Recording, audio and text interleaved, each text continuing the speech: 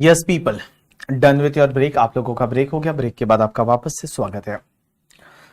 तो चलिए अब हम पढ़ने वाले हैं एक नया टॉपिक, और जो फर्स्ट टॉपिक में कुछ पार्ट पेंडिंग रह गया 115 B double A B A B 115 B A C B A D, वो अपन लेटर पार्ट में कंप्लीट करेंगे। तो चलिए आज हम जो टॉपिक पढ़ने वाले हैं, जिस टॉपिक का नाम है that is the capital gain. और ये टॉपिक कितना कवर करता है एग्जाम में? टाइम तो बहुत ज्यादा कवर करता है, टाइम कंज्यूमिंग टॉपिक है, आपको मजा आएगा पढ़ने में। लेकिन ये एग्जाम में जो कवरेज करता है, ये एग्जाम में कवरेज कभी कभी 7 मार्क्स से लेके और 10 मार्क्स तक कवर कर सकता है, करता है। मींस 7 to 10, या मैं फिर इसको 5 to 10 का वेटेज दे देता हूं कि 5 मार्क्स से लेके और 10 मार्क्स तक है वो कवर करता है ये टॉपिक आपके एग्जाम में। तो एग्जाम में 5 मार्क्स से लेके और 10 मार्क्स के क्वेश्चन है वो आपको कैपिटल गेन से मिलेंगे। कैपिटल गेन क्या होता है? इंटरमीडिएट में आपने ये पढ़ा हुआ है कि अगर कोई कैपिटल असेट है, नॉर्मली आप सेल कर देते हो, तो उस पे जो भी गेन होता है उसको कैपिटल गेन बोलते हैं, और वो टैक्सेबल होता है इस पर्टिकुलर हेड में। तो कैपिटल गेन हेड की चार्जिंग सेक्शन कौन सी है? आपका पूरा ध्यान इधर होना चाहिए, कुछ भी लिखना नहीं है, कुछ भी करना नहीं है, आराम से जस्ट रिलैक्स एंड जस्ट आप यहां पे बैठे रह के देखिए सिर्फ। तो चार्जिंग सेक्शन होती है कैपिटल गेन की, that is the section 45 subsection 1। 45 subsection 1 is the charging section of capital gain head.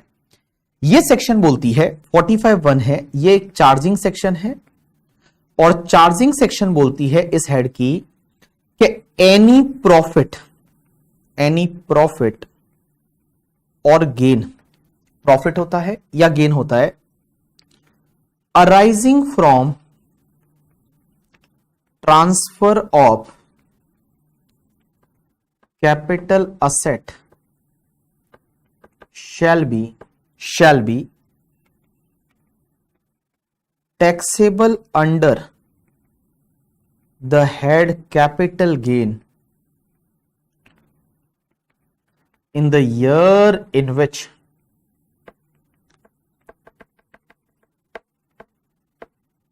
transfer took place।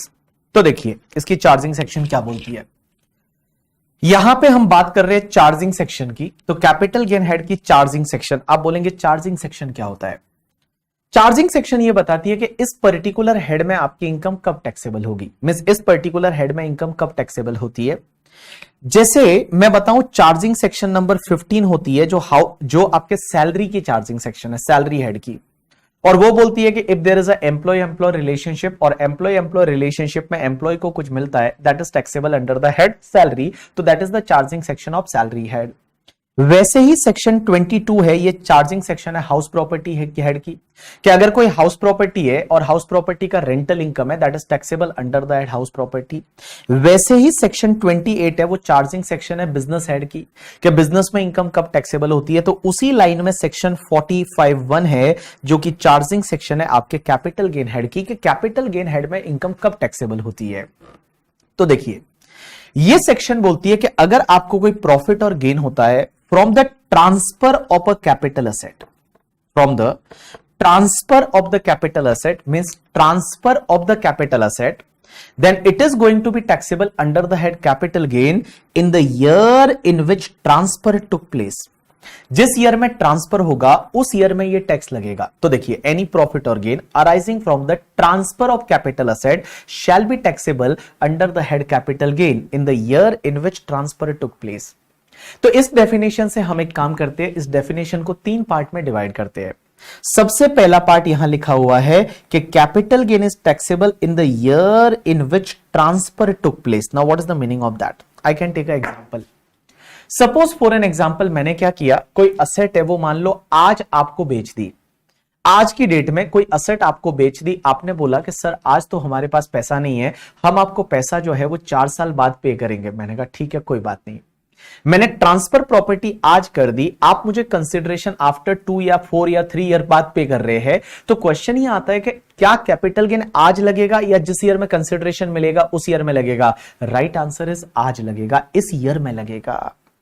तो पहली चीज तो आप हमेशा ध्यान रखेंगे कि कैपिटल गेन उस ईयर में टैक्सेबल होता है जिस ईयर में आपकी प्रॉपर्टी ट्रांसफर हो जाती है, आपकी असेट ट्रांसफर हो जाती है। बिकॉज यहां लिखा हुआ है taxable under the head capital gain in the year in which transfer took place. तो जिस ईयर में आपका ट्रांसफर टुक प्लेस हुआ ना, जिस ईयर में आपका ट्रांसफर टुक प्लेस हुआ उस ईयर में आपको कैपिटल गेन टैक्सेबल हो जाएगा। So capital gain is going to be taxable in the year in which transfer took place. जिस ईयर में ट्रांसफर हुआ उस ईयर में आपको कैपिटल गेन लग जाएगा। दूसरी चीज, यहां पे दो और सबसे इंपॉर्टेंट वर्ड आते हैं, एक तो होता है ट्रांसफर और एक होता है कैपिटल असेट। कि सर एक बात बताइए, ट्रांसफर किसको बोलते हैं और कैपिटल असेट किसको बोलते हैं? क्योंकि हम तो बहुत सारी असेट बेचते हैं। जैसे मान लो आपने मोबाइल फोन बेच दिया, तो मोबाइल फोन बेच दिया तो क्या कैपिटल गेन लगेगा? हमने कोई कार बेच दी तो क्या कैपिटल गेन लगेगा? हमने घर बेच दिया तो क्या कैपिटल गेन लगेगा? कैपिटल गेन लगेगा कब? जब वो कैपिटल असेट होनी चाहिए। कैपिटल असेट को इन्होंने डिफाइन किया है और कैपिटल असेट को डिफाइन किया अंडर सेक्शन 2 क्लॉज नंबर 14 में, और ट्रांसफर को डिफाइन किया अंडर सेक्शन 2 क्लॉज नंबर 47 में।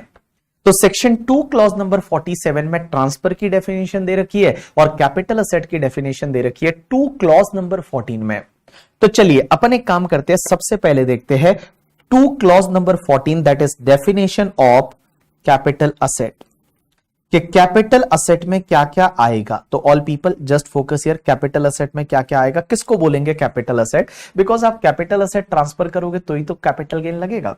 कैपिटल असेट मींस, तो इसको इन्होंने डिफाइन किया, capital asset means property of any kind, property of any kind means any kind का प्रॉपर्टी है, held by assessee, held by assessee, weather it is connected with business profession और not. इन्होंने बोला that asset is a capital asset. देखो एक definition इन्होंने दी, capital asset में क्या आएगा। तो कैपिटल असेट मींस ये लोग बोलते हैं property of any kind of the property. If you are having any kind of the property, that property is your capital asset. Any kind of the property. Now what is the meaning of any kind of the property? It means that property may be the movable property, that property may be the immovable property, that property may be the tangible property, that property may be the intangible property. So any type of the property is your capital asset. Property means any kind of the property, whether it is movable, immovable, tangible, intangible, whether it is connected with your business or profession or not, that is also irrelevant. भैया वो property आपके business and profession के साथ में connected है या नहीं, उससे कोई फर्क नहीं पड़ता। जैसे मैं एक एग्जांपल लेता हूं कि मैं जिस स्टूडियो से आपको पढ़ा रहा हूं ना, ये स्टूडियो हमारे बिजनेस में यूज हो रहा है, तो क्या ये स्टूडियो कैपिटल असेट है? Answer is yes. ये स्टूडियो जो ये बिल्डिंग है वो बिजनेस में यूज हो रहा है तो भी कैपिटल असेट है। और अगर मैं घर में रह रहा हूं, मेरा जो घर है वो जिसमें मैं रह रहा हूं वो भी क्या कैपिटल असेट है? Answer is yes.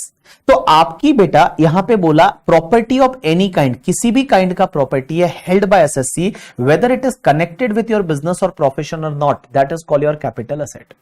मींस आपके बिजनेस एंड प्रोफेशन से वो कनेक्टेड है या नहीं, दैट इज द इररिलेवेंट, वो आपके लिए कैपिटल असेट है, that is treated as your capital asset whether it is connected with your business और नॉट। सो एक बात बोलूं, इन्होंने क्या किया, एक जाल फेंका और उस जाल में जितनी असेट थी ना वो ऑल असेट्स को कवर कर दिया कि ऑल असेट कैपिटल असेट है। इन्होंने क्या किया, यही तो किया। बोलते क्या, property of any kind means आपके पास कोई भी प्रॉपर्टी है, मेरा टी शर्ट भी कैपिटल असेट बन गया इसमें, तो मेरी वॉच है वो भी कैपिटल असेट बन गई, मेरे पास मोबाइल है वो भी कैपिटल असेट बन गया, मेरी बिल्डिंग भी कैपिटल असेट बन गई, all assets are capital asset. ये तो ऐसा ही बोल रहे हैं, ये बोल रहे हैं प्रॉपर्टी ऑफ एनी काइंड, किसी भी काइंड का प्रॉपर्टी है, held by the assessee, assessee held करता है, weather it is connected with your business profession और नॉट। मींस वो असेट आपके बिजनेस प्रोफेशन के साथ में कनेक्टेड है या नहीं, उससे कोई फर्क नहीं पड़ता, that is called your capital asset.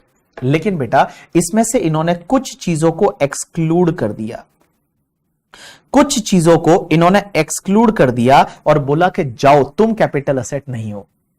तो बट एक्सक्लूड, कौन कौन सी चीजों को एक्सक्लूड किया समझने की कोशिश करना। सबसे पहले इन्होंने बोला कि आपका स्टॉक इन ट्रेड जो है, स्टॉक इन ट्रेड है, वो स्टॉक इन ट्रेड भले आपका रॉ मटेरियल है, WIP है या फिनिश गुड्स है, ये आपका कैपिटल असेट नहीं है। स्टॉक इन ट्रेड है, वो स्टॉक इन ट्रेड आपका स्टॉक इन ट्रेड जो है आइदर रॉ मटेरियल या WIP या फिनिश गुड्स, ये आपका कैपिटल असेट नहीं है, इसको हम कैपिटल असेट नहीं बोलेंगे। बड़ा लॉजिकल है। एक बात बताइए, स्टॉक इन ट्रेड को कैपिटल असेट बोलेंगे तो फिर कैपिटल गेन लगेगा, बिजनेस में भी इनकम टैक्सेबल होगी, दो हेड में टैक्सेबल हो जाएगी ना। तो इसके लिए इन्होंने कैपिटल असेट की डेफिनेशन से स्टॉक को हटा दिया कि जा, स्टॉक को बोला कि जा सिमरन जा, तुझे आजाद कर दिया, तू कैपिटल असेट नहीं है। अरे लॉजिकल है ना, जब आप स्टॉक इन ट्रेड को बेचते हो तो आपकी इनकम ऐसे भी टैक्सेबल होती है अंडर द हेड PGBP।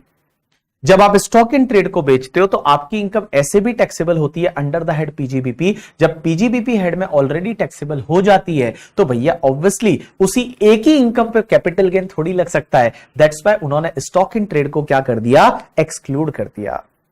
तो देखिए चालू कहां से हुआ ये topic, charging section. Charging section बोलती है कि एनी प्रॉफिट और gain arising from transfer of capital asset shall be taxable under the head capital gain in the year in which transfer took place. So पहला point, capital gain उस year में लगेगा जिस year में transfer होता है। दूसरी चीज, कैपिटल असेट किसको बोलेंगे, तो capital asset means property of any kind, किसी भी काइंड का प्रॉपर्टी है, held by assessee whether it is connected with your business और नॉट। लेकिन उसमें से अलग कर दिया किसको, स्टॉक इन ट्रेड को। स्टॉक इन ट्रेड को बोला कि जा सिमरन जा, जी ले तू अपनी जिंदगी, तू कैपिटल असेट नहीं है। तो देखो पहले उन्होंने एक जाल फेंका, जितनी असेट है इस दुनिया की, बोला सब तुम कैपिटल असेट हो, लेकिन उसमें से पहला एक्सक्लूड कर दिया स्टॉक इन ट्रेड। और लॉजिकल है कि स्टॉक इन ट्रेड को जब आप बेचोगे तो आपको ऑलरेडी टैक्स लगता है कौन से हेड में, अंडर द हेड PGBP। तो सेम ही इनकम पे जब बिजनेस में टैक्स लग रहा है, सेम ही असेट पे बेचने पे बिजनेस में टैक्स लग रहा है, तो ऑब्वियसली कैपिटल गेन में नहीं लगेगा। दूसरा एक्सक्लूजन, दूसरा उन्होंने एक्सक्लूड किया, that is movable personal asset. Movable personal asset, इन्होंने लिखा मूवेबल पर्सनल इफेक्ट। कोई मूवेबल पर्सनल इफेक्ट की असेट है, उसको अगर आप बेचोगे तो उस पर कोई कैपिटल गेन नहीं लगेगा। क्या लिखा है, मूवेबल पर्सनल असेट और मूवेबल पर्सनल इफेक्ट। लेकिन गाइस इसमें से कुछ चीजों को उन्होंने एक्सेप्ट कर दिया। Except jewellery, drawing, painting, sculptures, archaeological collection, any other work of art. यहां पे 6 चीजें जो है, 6 असेट, उसको उन्होंने एक्सेप्ट कर दिया। उसको 6 चीजों को छोड़ के, ये जो 6 असेट है, 6 असेट को छोड़ के कोई भी अगर आप मूवेबल पर्सनल असेट बेचोगे तो वो कैपिटल असेट नहीं है, क्योंकि उसको कैपिटल असेट की डेफिनेशन में से एक्सक्लूड कर रखा है।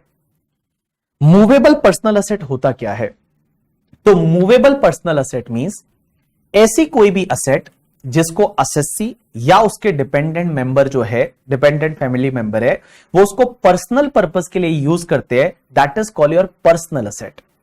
सो movable personal asset means asset being the movable and personal asset means assessee or his family member use that asset for the personal purpose, that is called your movable personal asset। और अगर आप movable personal asset बेचोगे तो उस पर कोई भी tax नहीं लगता। आप एक काम करिए, आपके घर का फर्नीचर बेच दीजिए, उस पर कोई टैक्स नहीं लगेगा। आप अपना मोबाइल फोन बेच दीजिए, आपका शर्ट बेच दीजिए, उस पर कोई भी टैक्स नहीं लगेगा। मैं मान लो मेरी ये रिस्ट वॉच बेच देता हूं, इस पर कोई भी टैक्स नहीं लगेगा, because it is a movable personal asset. Means I am using that asset for my personal purpose. तो ये और मूवेबल है तो ये पर्सनल असेट है, इस पर कोई भी टैक्स नहीं लगेगा। लेकिन एक चीज बताइए, मैं अगर मेरा घर बेचता हूं, जो मैं जहां पे रहता हूं, my house property, that is also personal asset. लेकिन हाउस प्रॉपर्टी बेचूंगा तो क्या टैक्स लगेगा? आंसर इज यस, लगेगा, क्योंकि वो मूवेबल नहीं है ना, वो इमूवेबल है। हाउस प्रॉपर्टी इज इमूवेबल ना, हाउस प्रॉपर्टी है वो इमूवेबल है, वो मूवेबल नहीं है। इसके लिए जब मैंने हाउस प्रॉपर्टी को बेचा तो उस पर टैक्स लगेगा, क्योंकि वो इमूवेबल है। और यहां पे एक्सक्लूजन में क्या डाला हुआ है? सिर्फ मूवेबल डाला हुआ है। यहां सिर्फ मूवेबल डाला हुआ है कि अगर आप मूवेबल पर्सनल असेट बेचोगे तो आपको कैपिटल गेन नहीं लगेगा। लेकिन उसमें भी एक्सेप्शन क्या डाले हुए हैं? Jewellery, drawing, painting, sculptures, archaeological collection, any other work of art. ये 6 जो असेट है ये एक्सेप्शन है, jewellery, drawing, painting, sculpture, archaeological collection, any other work of art. अब आप बोलेंगे कि सर एक बात बताइए, ज्वेलरी किसको बोलेंगे, ज्वेलरी किसको बोलेंगे? तो ज्वेलरी को इन्होंने डिफाइन किया, ये बोलते हैं ज्वेलरी मींस एनी ऑर्नामेंट्स, कोई भी ऑर्नामेंट्स है that is made from the gold और सिल्वर और एनी अदर प्रीसियस मेटल और एनी एलॉय कंटेनिंग वन और more of such precious metal. तो कोई भी ऑर्नामेंट्स है, जैसे मान लो मेरी ये गोल्ड चेन है, ये जो चेन है ये ज्वेलरी में आएगी, ये मेरी पर्सनल असेट है, लेकिन क्या इसको बेचूंगा तो कैपिटल गेन लगेगा? आंसर इज यस, इसको बेचूंगा तो कैपिटल गेन लगेगा। क्योंकि यहां पे इन्होंने क्या बोला कि ये वाली असेट अगर आप ट्रांसफर करते हो, ये वाली असेट अगर आप ट्रांसफर करते हो तो इस पे कैपिटल गेन लगेगा। आंसर इज यस, इस पे कैपिटल गेन लगेगा। अब एक बात बताओ, तो मैं ज्वेलरी को डिफाइन कर रहा हूं, तो ज्वेलरी मींस एनी ऑर्नामेंट्स, जैसे ये ऑर्नामेंट्स है मेड बाय द गोल्ड और सिल्वर और प्लेटिनम। प्लेटिनम का मतलब होता है व्हाइट गोल्ड, जो व्हाइट गोल्ड आता है ना उसको प्लेटिनम बोला जाता है। और एनी अदर प्रीसियस मेटल और एनी एलॉय कंटेनिंग वन और more of such precious metal. Means any alloy का मतलब होता है मिक्सर, अगर आप मिक्स करके कोई बना रहे, एनी मिक्सर कंटेन वन और more of such precious metal, तो उसको अपन क्या बोलेंगे? ज्वेलरी बोलेंगे। एज वेल एज एक चीज ध्यान रखना, अगर कोई डायमंड है, डायमंड अगर वो लूज डायमंड भी है, लूज डायमंड का मतलब जैसे बहुत बार क्या होता है ना, आपके घर पे, अब हम गरीबों, मेरे घर पे तो है नहीं, बट मतलब मान लो घर पे कोई लूज डायमंड पड़ा है, तो जो लूज डायमंड है वो भी क्या तुम्हारे ज्वेलरी की डेफिनेशन में आएगा? Answer is yes, absolutely yes, जो लूज डायमंड है वो भी तुम्हारे ज्वेलरी की डेफिनेशन में आ जाएगा। तो जो लूज डायमंड है, that loose diamond will also be treated as the jewellery. Drawing और पेंटिंग्स में क्या फर्क है? तो ड्राइंग्स और पेंटिंग्स में क्या फर्क है करके, ठीक है, ड्राइंग्स एंड पेंटिंग्स में क्या फर्क है? ड्राइंग इज बेसिकली स्केच, जब आप स्केच बनाते हो वो sketch is called drawing. Paintings is always a colourful, तो कलरफुल है, that is called painting. Sculptures क्या होते हैं? स्कल्पचर्स मींस जैसे मूर्तियां, जो मूर्ति वगैरह होती है, that is called sculptures. Archaeological collection means अगर कोई पुरानी चीजें है, that is called archaeological collection, archaeological collection.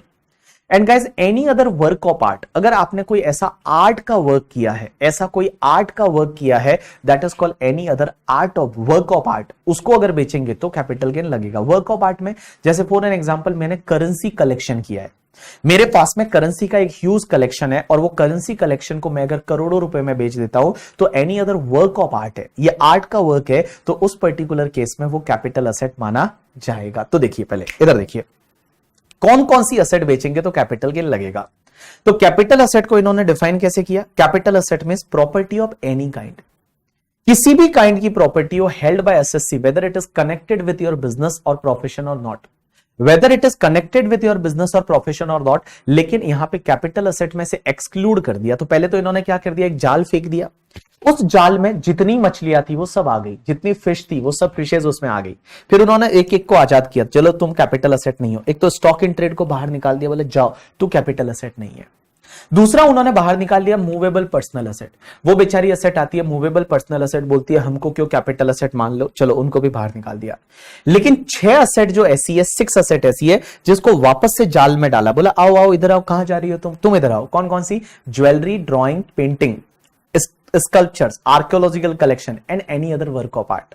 So jewelry, drawing, painting, sculpture, archaeological collection and any other work of art, ये 6 asset ऐसी है जिसको वापस से उन्होंने अंदर डाला, बोला नहीं नहीं तुम आओ, तुम कहां जाते हो करके, ठीक है, तुम वापस आओ, तुमको अंदर डाल दिया। that is called your capital asset। अब एक बात बताओ, आप कोई भी पर्सनल असेट बेचिए, आपको कैपिटल गेन नहीं लगेगा। मैं रिस्ट वॉच बेच दूं, मेरा शर्ट बेच दूं, आप अपने घर के बर्तन बेच दो, मैं मेरे घर के बर्तन बेच दूं, फर्नीचर बेच दूं, एसी बेच दूं, बाइक बेच दूं, कार बेच दूं, मोबाइल फोन बेच दूं, उस पर कोई कैपिटल गेन नहीं। अगर वो मूवेबल पर्सनल असेट है, मूवेबल पर्सनल असेट है, उस पर कोई भी टैक्स नहीं लगेगा। मुझे एक बात बताइए, क्या गवर्नमेंट ने आपको इसमें कोई बेनिफिट दिया है या नहीं दिया? बिकॉज मूवेबल पर्सनल असेट आप बेचिए, आप अपनी बाइक बेचिए, आप अपनी कार बेचिए, घर का टीवी बेचिए, फर्नीचर बेचिए, एसी बेचिए, आपको कोई टैक्स नहीं लगेगा। आप अपना मोबाइल फोन बेचिए, आपको क्या लगता है गवर्नमेंट ने आपको कोई बेनिफिट दिया है या नहीं दिया? Just tell me. बिकॉज उन्होंने बोला वो कैपिटल असेट नहीं है, तो कैपिटल असेट नहीं है तो कैपिटल गेन नहीं लगेगा। मुझे बताइए आपको क्या लगता है, government has given you any benefit or not? क्या गवर्नमेंट ने आपको कोई बेनिफिट दिया है या नहीं दिया? गवर्नमेंट ने कोई बेनिफिट दिया है या नहीं दिया? आपको क्या लग रहा है?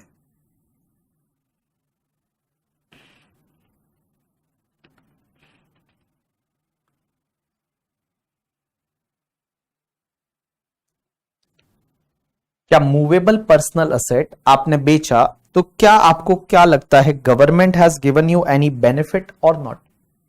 What do you think?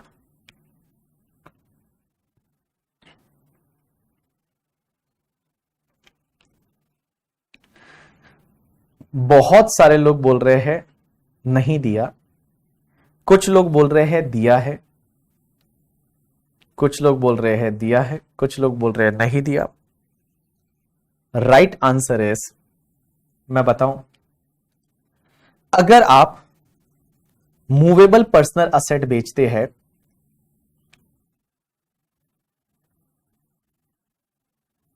As a whole, क्या आपको कोई बेनिफिट दिया है? राइट आंसर इज, आपको कोई बेनिफिट नहीं दिया, आपके साथ में चीटिंग किया है। आपको कोई बेनिफिट नहीं दिया, आपके साथ में चीटिंग किया है। अगर इस पे मूवेबल पर्सनल असेट पे कैपिटल गेन लगाते तो वो ज्यादा बेनिफिशियल था। कैसे? एक बात बताइए, सिंपल सी चीज है। मैंने मान लो एक आईफोन 14 खरीदा, आईफोन 14 खरीदा 1,50,000 में। मान लो ये कैपिटल असेट है। अगर इसको कैपिटल असेट बोलते तो होता क्या? जब मैंने आईफोन 14 1,50,000 में खरीदा, मैं 2-3 साल के बाद इसको बेचने जाता हूं, कितना पैसा आएगा? सिर्फ सेलिंग प्राइस रहेगा 30,000 के अप्रोक्स। तो बेटा कैपिटल गेन निकालते टाइम आप क्या लेंगे? Full value of consideration 30,000 minus क्या करेंगे? आपकी cost of acquisition that is 1,50,000। तो बेटा यहां पे 1,20,000 का ये तो लॉस आ जाएगा ना। और अगर लॉन्ग टर्म होगा तो यहां पे इंडेक्सेशन का बेनिफिट भी मिलेगा, लॉस और बढ़ जाएगा करके, ठीक है। तो इनको पता है कि ये जो मूवेबल पर्सनल असेट ऐसी है ना जिसमें लॉस आता है, मींस 99.99% मूवेबल पर्सनल असेट्स ऐसी है जिसमें आपको लॉस आएगा। तो इसके लिए इन्होंने बोला इस पे कैपिटल गेन नहीं लगेगा, क्योंकि इनकी वैल्यू डेप्रीशिएट होती है ना। आप सोचिए, आपने आज एक घर पे कार खरीदी और कार खरीदी 10 लाख में, पर्सनल असेट है। आप क्या करते हैं, 3-4 साल बाद उस कार को बेचने जाते हैं और आपका सेलिंग प्राइस कितना आएगा? ओनली 2 लाख ही आने वाला है, ओनली 2 लाख ही आने वाला है। हियर 8 लाख का लॉस होगा। मैं तो चाहता हूं, यहां तो हम चाहते थे कि मूवेबल पर्सनल असेट पे कैपिटल गेन लगना चाहिए, it should be a capital asset, but यहां पे हमको कोई बेनिफिट नहीं दिया। यहां पे हमारे साथ में धोखा किया गया है, यहां पे हमारे साथ में धोखा किया गया है, क्योंकि हम तो चाहते हैं कि मूवेबल पर्सनल असेट है, इसको कैपिटल असेट बनाओ ना, प्लीज बनाओ ना। मेरा जो मोबाइल है इसको मैं बेचूंगा, मैं कैपिटल लॉस लेना चाहता हूं, दो ना, मैं दूसरा कैपिटल गेन से सेट ऑफ मार दूंगा, मुझे करो ना ऐसा। नहीं, आपके साथ में कोई बेनिफिट नहीं दिया, इन्होंने धोखा किया, क्योंकि इनको पता था कि इन असेट्स की वैल्यू है वो नॉर्मली डेप्रीशिएट होती है, इन असेट्स की वैल्यू है वो डेप्रीशिएट होती है। इनको पता है कि ये असेट्स ऐसी है जिसकी वैल्यू एप्रीशिएट हो सकती है। तो इस पे तो कैपिटल गेन लगेगा ना, इस पे तो कैपिटल गेन लगेगा, because jewellery, drawing, painting, sculpture, archaeological collection, any other work of art jewellery जैसे है। मान लो ये मैंने गोल्ड चेन खरीदी, ये मैंने गोल्ड चेन 2 लाख में खरीदी, मैं आफ्टर 5 ईयर बेचने जाऊंगा तो इसका 3 लाख मिल सकता है, क्योंकि गोल्ड की वैल्यू है वो एप्रिशिएट होती है। तो ये जो पर्सनल असेट है इस पे कैपिटल गेन लगेगा। तो यहां पे अगर आप ये वाली असेट बेचोगे तो कैपिटल गेन लगेगा, लेकिन इसको छोड़ के कोई भी अगर आप मूवेबल पर्सनल असेट बेचोगे, मूवेबल होनी चाहिए और पर्सनल असेट होनी चाहिए, अगर आप उसको बेचोगे तो उस पर कोई कैपिटल गेन नहीं लगेगा, because it is not treated as your capital asset, उसको कैपिटल असेट नहीं मानेंगे। लेकिन सर एक बात बताओ, घर में जो यूटेंसिल यूज होते हैं, यूटेंसिल का मतलब बर्तन, जो घर में बर्तन यूज होते हैं, इस बर्तन इज अ पर्सनल असेट और नॉट? आंसर इज यस, बर्तन इज अ पर्सनल असेट। जो यूटेंसिल यूज होते हैं, utensil is a personal asset. तो अगर आपने यूटेंसिल बेचे तो क्या कैपिटल गेन लगेगा? Answer is no, obviously utensil बेचे तो आपको कोई कैपिटल गेन नहीं लगेगा। लेकिन क्वेश्चन यहां पे यह आता है कि सर यूटेंसिल अगर सिल्वर के है, सिल्वर के यूटेंसिल बेचे, हमने क्या किया कि हमारे पास में कुछ सिल्वर के यूटेंसिल थे और हमने क्या किया, सिल्वर के यूटेंसिल बेचे, तो उस केस में क्या कैपिटल गेन लगेगा या नहीं लगेगा? अगर अपन ने सिल्वर के यूटेंसिल बेच दिए तो, सिल्वर यूटेंसिल, क्या सिल्वर यूटेंसिल बेचे तो कैपिटल गेन लगेगा? यानी चांदी के बर्तन। इसको लेके एक कोर्ट का जजमेंट है और कोर्ट बोलती है कि अगर आपने सिल्वर यूटेंसिल बेचे ना तो भी कैपिटल गेन नहीं लगेगा, तो भी कैपिटल गेन आदित्य नहीं लगेगा अगर आपने सिल्वर यूटेंसिल बेचे। ऐसा क्यों? कोर्ट का कहना यह था, निकिता, कोर्ट का कहना यह था शिखा, कोर्ट ये कहती है कि सिल्वर यूटेंसिल, आप बोलोगे ज्वेलरी में आ जाएगा, अरे ज्वेलरी कहां है? ज्वेलरी का मतलब होता है ऑर्नामेंट्स। क्या बर्तन ऑर्नामेंट्स है? क्या आप कटोरी है वो अपने माथे पे लगा के चलते हो करके, ठीक है? क्या उसके जो चम्मच है वो गले में डाल के और चलते हो करके, ठीक है? उला ला ला ऐसे कुछ कर रहे हो, गले में डाल के आप चलते हो चम्मच वम्मच? आंसर इज नो ना। So how utensil can be A jewellery? Utensil jewellery नहीं है, बिकॉज ज्वेलरी मींस ऑर्नामेंट्स, ये ऑर्नामेंट्स तो है नहीं। दूसरी चीज, एक बात बताओ, सिल्वर यूटेंसिल है वो तो पर्सनल असेट है ना, भले वो सिल्वर का है लेकिन पर्सनल असेट है ना, और मूवेबल पर्सनल असेट है, तो उस पर कैपिटल गेन नहीं लगेगा, ऐसा कोर्ट ने बोला। तो कोर्ट का कहना यह था कि जो भी तुम्हारा सिल्वर यूटेंसिल है, वो सिल्वर यूटेंसिल अगर आप बेचते हो तो उस पर कोई भी कैपिटल गेन नहीं लगेगा in case of silver utensil, because silver utensil is treated as your personal asset, वो पर्सनल असेट है, उस पर कोई कैपिटल गेन नहीं लगेगा।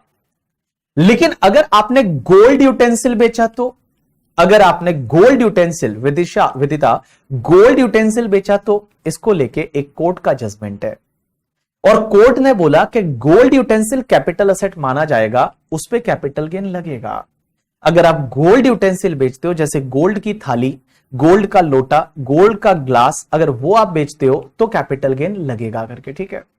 सिल्वर यूटेंसिल पे नहीं लगेगा। अब आप मुझे बोलोगे कि ऐसा क्यों, ऐसा क्यों? सिल्वर यूटेंसिल पे कैपिटल गेन नहीं लगेगा, गोल्ड यूटेंसिल पे कैपिटल गेन लगेगा, ऐसा क्या सोच के कोर्ट ने जजमेंट दिया? मैं बताऊं, कोर्ट का ऑब्जर्वेशन यह है, कोर्ट का कहना यह है कि जो इंडियन कल्चर है ना, जो भारतीय संस्कृति है, उसमें नॉर्मली सिल्वर यूटेंसिल यूज होते आए हैं। हमारे एंसेस्टर जो है वो सिल्वर यूटेंसिल यूज करते आए। आप भी अपने घर पे देखोगे तो एटलीस्ट सिल्वर का लोटा या सिल्वर का ग्लास होता है, नॉर्मली सिल्वर की थाली भी होती है, बट गोल्ड यूटेंसिल है वो यूज नहीं होते हैं। गोल्ड यूटेंसिल में लोग खाना नहीं खाते हैं करके, ठीक है? बिकॉज गोल्ड में खाना खाओगे वो आपके हेल्थ के लिए सही नहीं है। सिल्वर यूटेंसिल में लोग पानी भी पीते हैं, वो खाना भी खाते हैं, तो वो नॉर्मली फैमिली में यूज होते हैं। तो सिल्वर यूटेंसिल को उन्होंने बोला ये पर्सनल असेट है, उस पर कोई कैपिटल गेन नहीं लगेगा, बट आप गोल्ड यूटेंसिल बेचोगे तो उस पर कैपिटल गेन लगेगा। किसी ने मुझे बोला कि अगर, हाँ, तो अगर मान लो मैं बोल रहा हूं कि सिल्वर यूटेंसिल अगर आप बेचोगे तो कोई कैपिटल गेन नहीं, बट आप गोल्ड यूटेंसिल बेचोगे तो कैपिटल गेन लग जाएगा। कोर्ट का ऑब्जर्वेशन यही था, कोर्ट का कहना यह था कि इंडियन कल्चर में पहले से सिल्वर यूज होते आया है, सिल्वर यूटेंसिल यूज होते हैं, बट अगर आप गोल्ड यूटेंसिल बना के बेच रहे हो, गोल्ड यूटेंसिल आप बेच रहे हो, इसका मतलब आप कुछ ना कुछ टैक्स अवॉइड कर रहे हो, और यहां पे आपको कैपिटल गेन लगेगा in case of the gold utensil, but in case of the silver utensil there is no capital gain. Gold utensil के केस में कैपिटल गेन लगेगा, सिल्वर यूटेंसिल के केस में कैपिटल गेन नहीं लगेगा। अब एक और चीज समझना, एक और केस आया था, उस केस में क्या हुआ कि लाइक एक जो है बंदा है, उसके पास में कुछ भगवान की ऐसे मूर्तियां थी जो गोल्ड की थी, या गोल्ड के जो कॉइन्स वगैरह है, कॉइन्स होते हैं ना गोल्ड या सिल्वर के कॉइन्स, तो वो कॉइन्स थे, बार्स थे, जिसको बार बोलते हैं अपन, बार्स, वो पड़े थे उसके घर पे। वो बोलता है कि मेरा ये पर्सनल इफेक्ट है। कोर्ट ने बोला कैसे पर्सनल इफेक्ट है करके, ठीक है? कोर्ट ने बोला कैसे पर्सनल इफेक्ट है? तो वो बोलता है कि मैं हर दिवाली पे इसकी पूजा करता हूं, दिवाली पे मेरा इसमें आस्था है, और ये जो बार्स है, गोल्ड की मूर्तियां है, सिल्वर की मूर्तियां है, इसकी मैं हर दिवाली को पूजा करता हूं, मेरा यहां पे पर्सनल इफेक्ट है, मेरा पर्सनल जो है वो असेट है, तो इस पे कैपिटल गेन नहीं लगना चाहिए। कोर्ट ने बोला नहीं, इस पे कैपिटल गेन लगेगा। तो अगर कोई गोल्ड बार है या फिर सिल्वर बार भी है करके, ठीक है, या गोल्ड की मूर्तियां वगैरह है, तो उस पे कैपिटल गेन लगेगा। सिर्फ सिल्वर यूटेंसिल पे नहीं लगेगा, बट सिल्वर यूटेंसिल भी फिर आपकी औकात में होने चाहिए करके, ठीक है? जैसे मान लो मैं हूं तो मेरे घर पे 2-4 थालियां रहेगी करके, ठीक है, मान लो पुरानी कुछ पड़ी होगी एंसेस्टर की, तो वो चलेगा, वो मैंने बेच दी तो कैपिटल गेन नहीं लगेगा।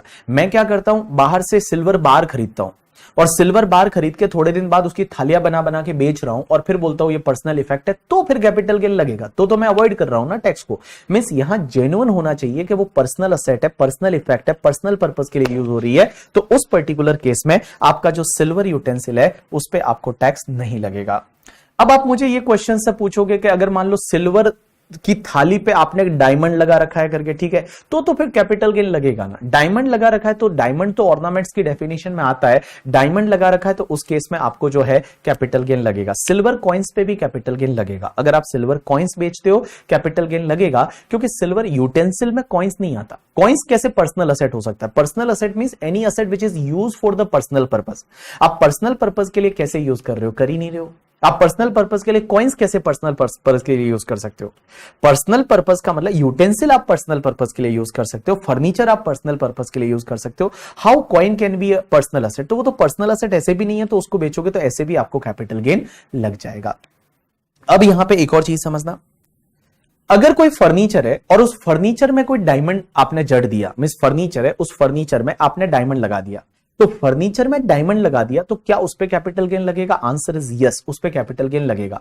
या जैसे मेरी ये रिस्ट वॉच है, नॉर्मली इस पे कैपिटल गेन नहीं लगता, लेकिन अगर इस रिस्ट वॉच के अंदर मैं क्या करता हूं, इसको पूरा गोल्ड बना देता हूं, मैं इसको पूरा गोल्ड का बना देता हूं करके, ठीक है, मैं इसको पूरा गोल्ड का बना देता हूं करके, और पूरा मैं एप्पल वालों को बोलता हूं कि मुझे गोल्ड की वॉच चाहिए, तो मैंने पूरा इसको गोल्ड बनाया, 24 कैरेट गोल्ड बनाया, इसके अंदर कुछ डायमंड वगैरह भी डलवा दिए, तो फिर ये ज्वेलरी की डेफिनेशन में आ जाएगा। ये एज अ ऑर्नामेंट्स यूज हो रहा है, ये एज अ ऑर्नामेंट्स में आ जाएगा, एज अ ज्वेलरी में आ जाएगा, और उस पर कैपिटल गेन लग जाएगा। तो इसको मैंने अगर बना दिया, किस में बना दिया?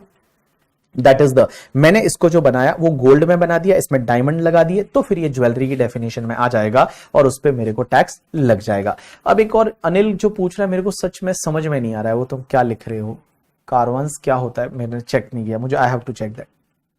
हाँ चलिए, उसके बाद में किसी ने बोला कॉपर के यूटेंसिल है, तो ऑब्वियसली पर्सनल असेट है ना, कॉपर तो पर्सनल असेट, अपने घरों में कॉपर तो यूज होता है, कॉपर जो है, कॉपर तो घरों में यूज होता है, तांबे के बर्तन तो पहले से होते आए, तो वो तो पर्सनल असेट ही, कोई दिक्कत ही नहीं है, that is the personal asset. चलिए, तो अभी तक हमने क्या पढ़ा उसको एक बार क्विकली रिवाइज करते हैं। तो चार्जिंग सेक्शन है 45(1). 45(1) ये बोलती है कि एनी प्रॉफिट और gain arising from the transfer of capital asset shall be taxable under the head capital gain in the year in which transfer took place. Now what is the meaning of capital asset? So capital asset means property of any kind.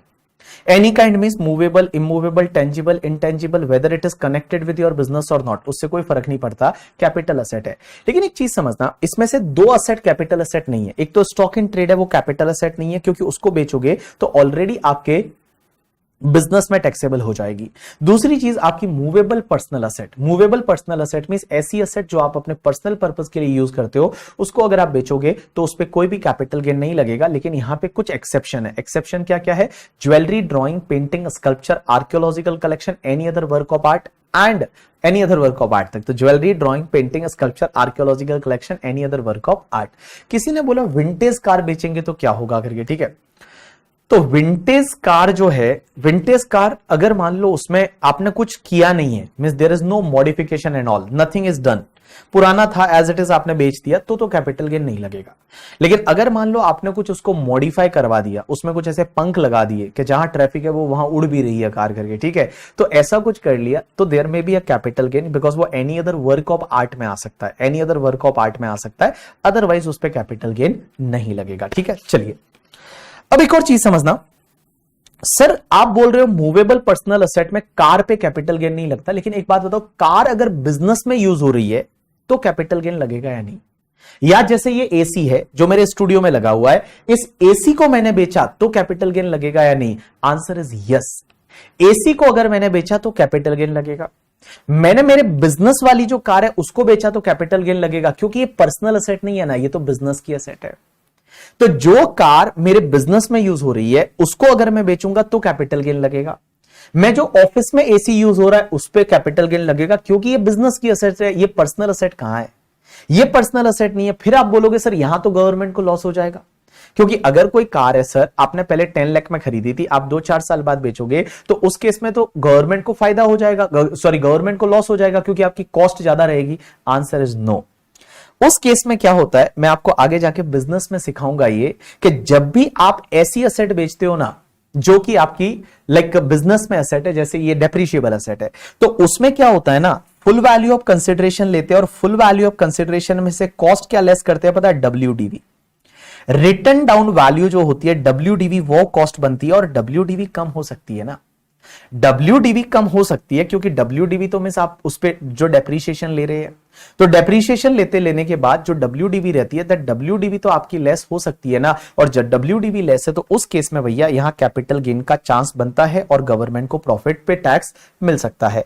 क्योंकि depreciable asset जो business में use होती है उस पे हम WDV लेंगे capital gain calculate करते टाइम, और उस पे कोई इंडेक्सेशन वगैरह का बेनिफिट नहीं मिलता है। जो WDV होती है वो एज इट इज यहां पे कॉस्ट बन जाती है करके, ठीक है। एक डाउट है, सिल्वर यूटेंसिल किसी और हेड में टैक्सेबल नहीं होगा ना? ना, आंसर इज ना बाबा ना, और कहीं हेड में टैक्सेबल नहीं होगा।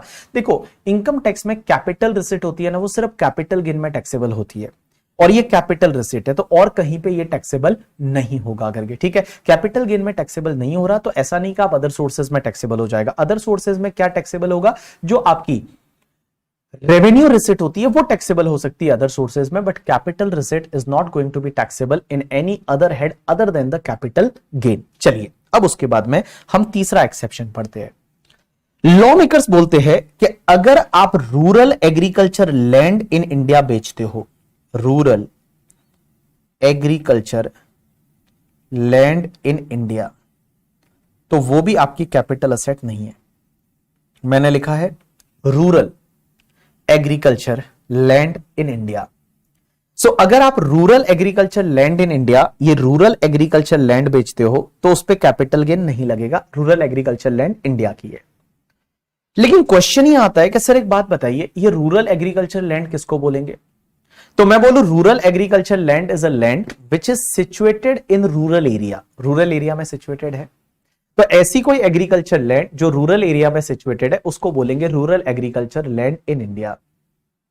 लेकिन क्वेश्चन ये आता है रूरल एरिया किसको बोलेंगे?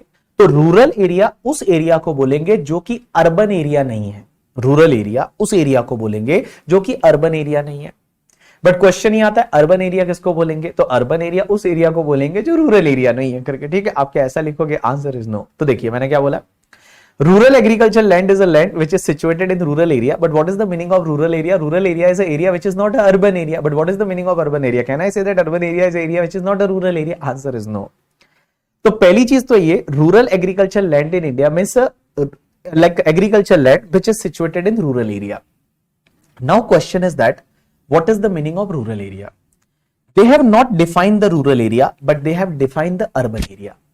अर्बन एरिया उन्होंने डिफाइन किया हुआ है, और अर्बन एरिया में अगर कोई एग्रीकल्चर लैंड नहीं है तो उस लैंड को मैं मानूंगा रूरल एग्रीकल्चर लैंड, और रूरल एग्रीकल्चर लैंड को अगर आप बेचोगे तो उस पर कैपिटल गेन नहीं लगेगा। तो हम एक काम करते हैं, यहां पे समझने की कोशिश करते हैं अबाउट द अर्बन एरिया।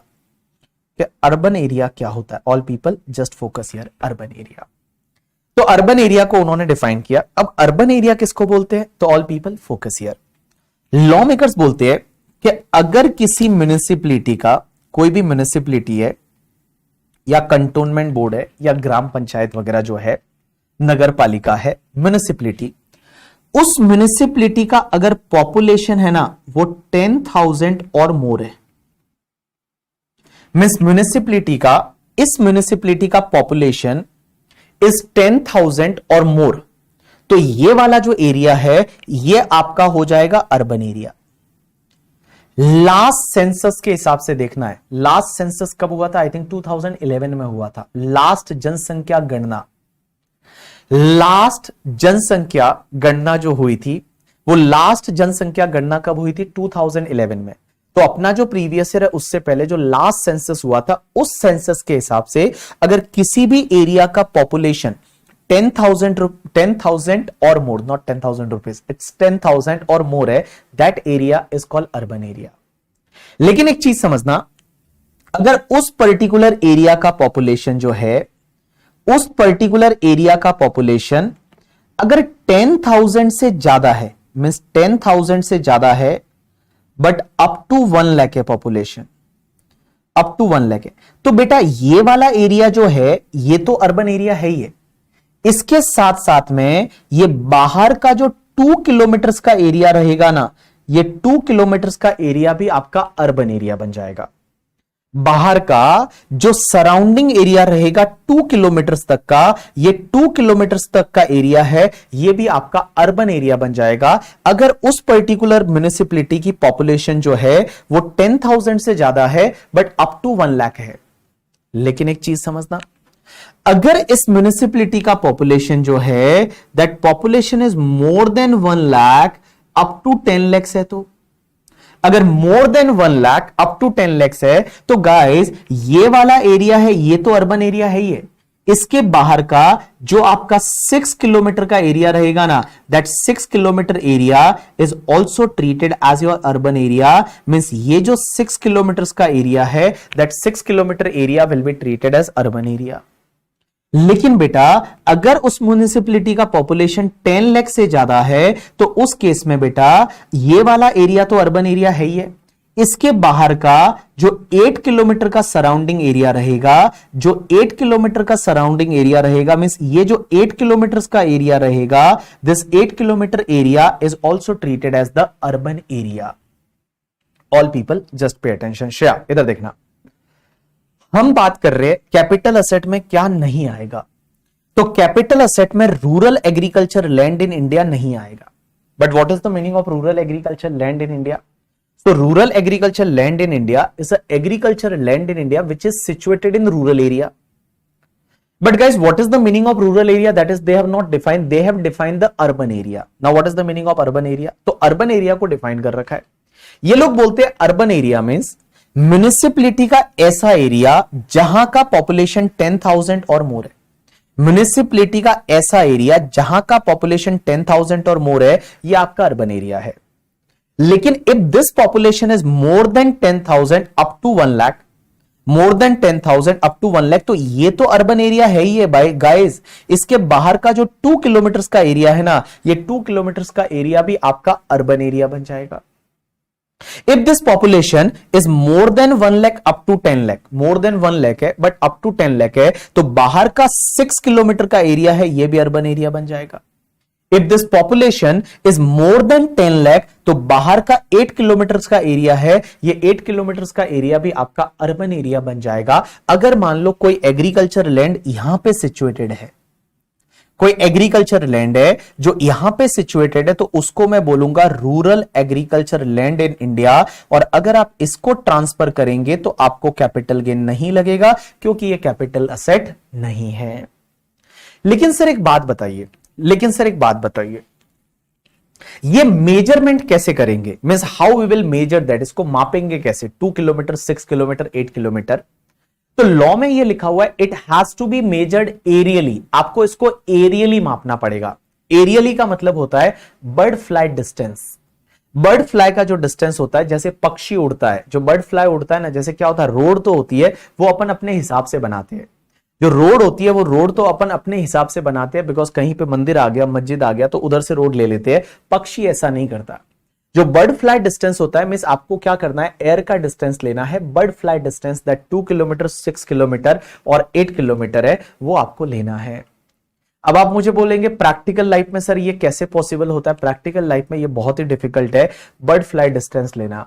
अब बहुत सारे लोग प्रैक्टिकल लाइफ में बोलते हैं आप गूगल मैप से डिस्टेंस देख लीजिए। देखो सबसे पहली चीज की दिक्कत तो ये होती है कि कोई म्युनिसिपैलिटी कंप्लीट कहां हो रही है वही पता नहीं, म्युनिसिपैलिटी कंप्लीट कहां हो रही है वही पता नहीं चलता। तो अगर कोई म्युनिसिपैलिटी कंप्लीट हो रही है वही पता नहीं चलता, अगर मान लो पता चल गया तो फिर वहां से डिस्टेंस कैसे लेना? कुछ लोग बोलते हैं गूगल से ले लो, गूगल मैप से ले लो वगैरह, बट ऑब्वियसली एग्जामिनेशन पर्पस के लिए आपको ऐसा नहीं पूछा जाएगा कि आप जिस सेंटर पे एग्जाम दे रहे हैं वो आपका अर्बन एरिया में है या रूरल एरिया में, वैसा नहीं पूछा जाएगा। So don't worry about that. Exam में अगर क्वेश्चन आता है तो वो क्लियरली देंगे कि ये एग्रीकल्चर लैंड कहां पे सिचुएटेड है करके। चलिए तो एक बात समझते हैं, अब अपन एक एग्जांपल से समझते हैं। जैसे मान लो मैं एक एग्जांपल लेता हूं, मैं बात करता हूं मुंबई का।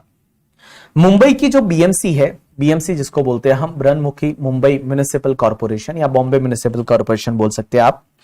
तो बॉम्बे की पॉपुलेशन 10,000 या उससे ज्यादा है? Answer is yes. हमारे यहां 10,000 है, वो 5 मिनट में आप काउंट कर लोगे, इतने लोग यहां बाहर जाओगे तो दिखेंगे, ठीक है। तो 10,000 से ज्यादा तो है ही है। तो ये मुंबई म्युनिसिपैलिटी यहां पे मान लो कंप्लीट हुआ, यहां पे मुंबई म्युनिसिपैलिटी कंप्लीट हुआ। मुंबई की पॉपुलेशन क्या 10 लाख से ज्यादा है? Answer is yes. तो मुंबई की जो बाउंड्री रहेगी वहां से लेके और यहां तक 8 किलोमीटर तक का जो एरिया है, that 8 kilometre area is your urban area. Means ये तो अर्बन एरिया है ही है, इसके बाद ये 8 किलोमीटर का एरिया है, ये भी आपका अर्बन एरिया है। अब इसके बाद एक चीज ध्यान रखना, अगर मान लो यहां पे कोई एग्रीकल्चर लैंड है और आपको यह ध्यान रखना पड़ेगा कि वो किसी और म्युनिसिपैलिटी में नहीं आ रही है जिसका पॉपुलेशन 10,000 या उससे ज्यादा है।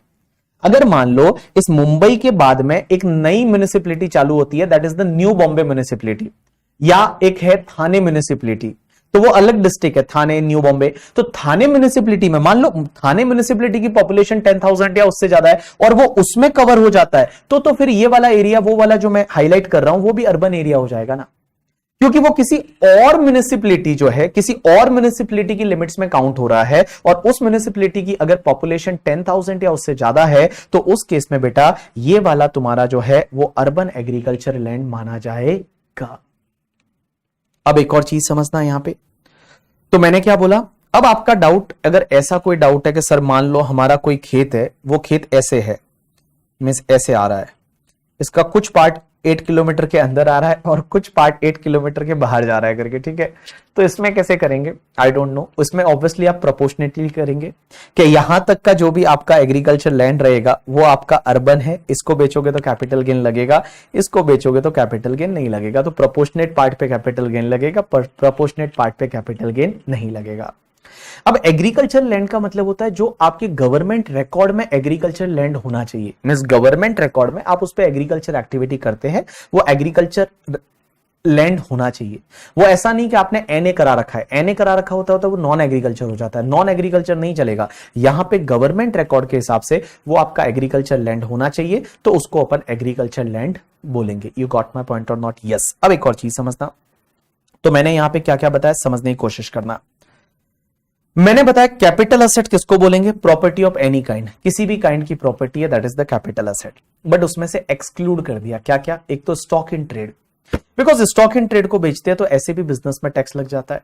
मूवेबल पर्सनल असेट या मूवेबल पर्सनल इफेक्ट, वो कैपिटल असेट नहीं है, but exception is jewellery, drawing, painting, sculpture, archaeological collection, any other work of art. तीसरा, rural agriculture land in India.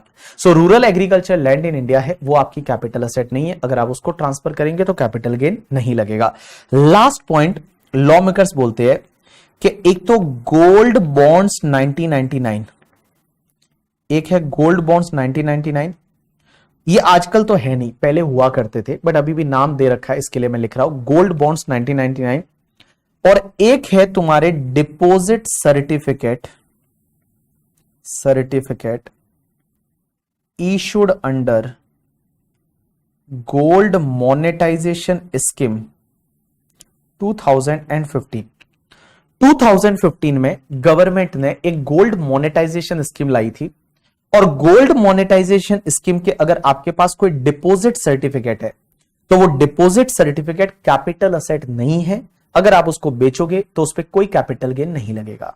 तो ये वाली जो असेट है ना, ये वाली असेट आपकी कैपिटल असेट नहीं है, इनको अगर आप बेचोगे तो कैपिटल गेन नहीं लगेगा। बाकी कोई भी असेट आप बेचोगे तो उसमें कैपिटल गेन लगेगा करके, बाकी कोई भी असेट आप बेचोगे तो कैपिटल गेन लगेगा। बट बेटा ये वाली असेट है, ये कैपिटल असेट आपकी नहीं है। कौन कौन सी, stock in trade, movable personal asset, rural agriculture land in India, gold bonds 1999 and deposit certificate issued under gold monetisation scheme 2015। एक और चीज ध्यान रखना, ये जो गोल्ड बॉन्ड 1999 है ना and deposit certificate issued under gold monetisation scheme 2015, ये दो बॉन्ड्स ऐसे है करके, ठीक है। इनके केस में अगर आपको कोई इंटरेस्ट मिलता है ना तो वो इंटरेस्ट भी एग्जेम्प्ट है। इनके केस में अगर आपको कोई इंटरेस्ट मिलता है तो वो इंटरेस्ट भी आपका पूरा एग्जेम्प्ट हो जाता है। अंडर सेक्शन 1015 करके एक सेक्शन होती है, और अंडर सेक्शन 1015 आपका जो इंटरेस्ट है वो इंटरेस्ट पूरा एग्जेम्प्ट हो जाएगा इन दो बॉन्ड्स के केस में, gold bond 1999 and deposit certificate issued under gold monetisation scheme 2015। इन दोनों पे जो इंटरेस्ट मिलता है वो इंटरेस्ट भी आपका पूरा एग्जेम्प्ट हो जाता है। अब एक चीज समझना, आपने बहुत बार एक वर्ड सुना होगा FII का, FII वर्ड सुना, FII that is the foreign institutional investor, सुना के नहीं सुना FII का वर्ड नाम? हाँ, FII का नाम सुना या नहीं सुना? सुना, फॉरेन इंस्टीट्यूशनल इन्वेस्टर। और हमारा शेयर मार्केट है वो काफी एफआईआई पे डिपेंड है। आप ऐसा बहुत बार सुनते होंगे कि जब एफआईआई इन्वेस्ट करती है उस दिन शेयर मार्केट एकदम रॉकेट होता है, और जिस दिन एफआईआई पैसा निकालती है, आजकल तो डीआईआई जो है वो भी डोमेस्टिक इंस्टीट्यूशनल इन्वेस्टर है, वो भी बहुत एक्टिव है। बट बहुत बार ऐसा होता है, आपने देखा होगा एफआईआई है, हम बहुत ज्यादा डिपेंड करते हैं एफआईआई पे। एफआईआई क्या होते हैं? फॉरेन इंस्टीट्यूशनल इन्वेस्टर, जो फॉरेन के फंड्स होते हैं, जो फॉरेन के बड़े बड़े इन्वेस्टर होते हैं, उनको बोला जाता है एफआईआई। अब एफआईआई कितने हैं उसकी लिस्ट चाहिए तो आपको सेबी की वेबसाइट पे दे रखी है करके, ठीक है। एफआईआई रजिस्टर्ड इन इंडिया, तो FII registered in India SEBI की वेबसाइट पे आप जाएंगे तो सेबी की वेबसाइट पे यहां पे लंबी चौड़ी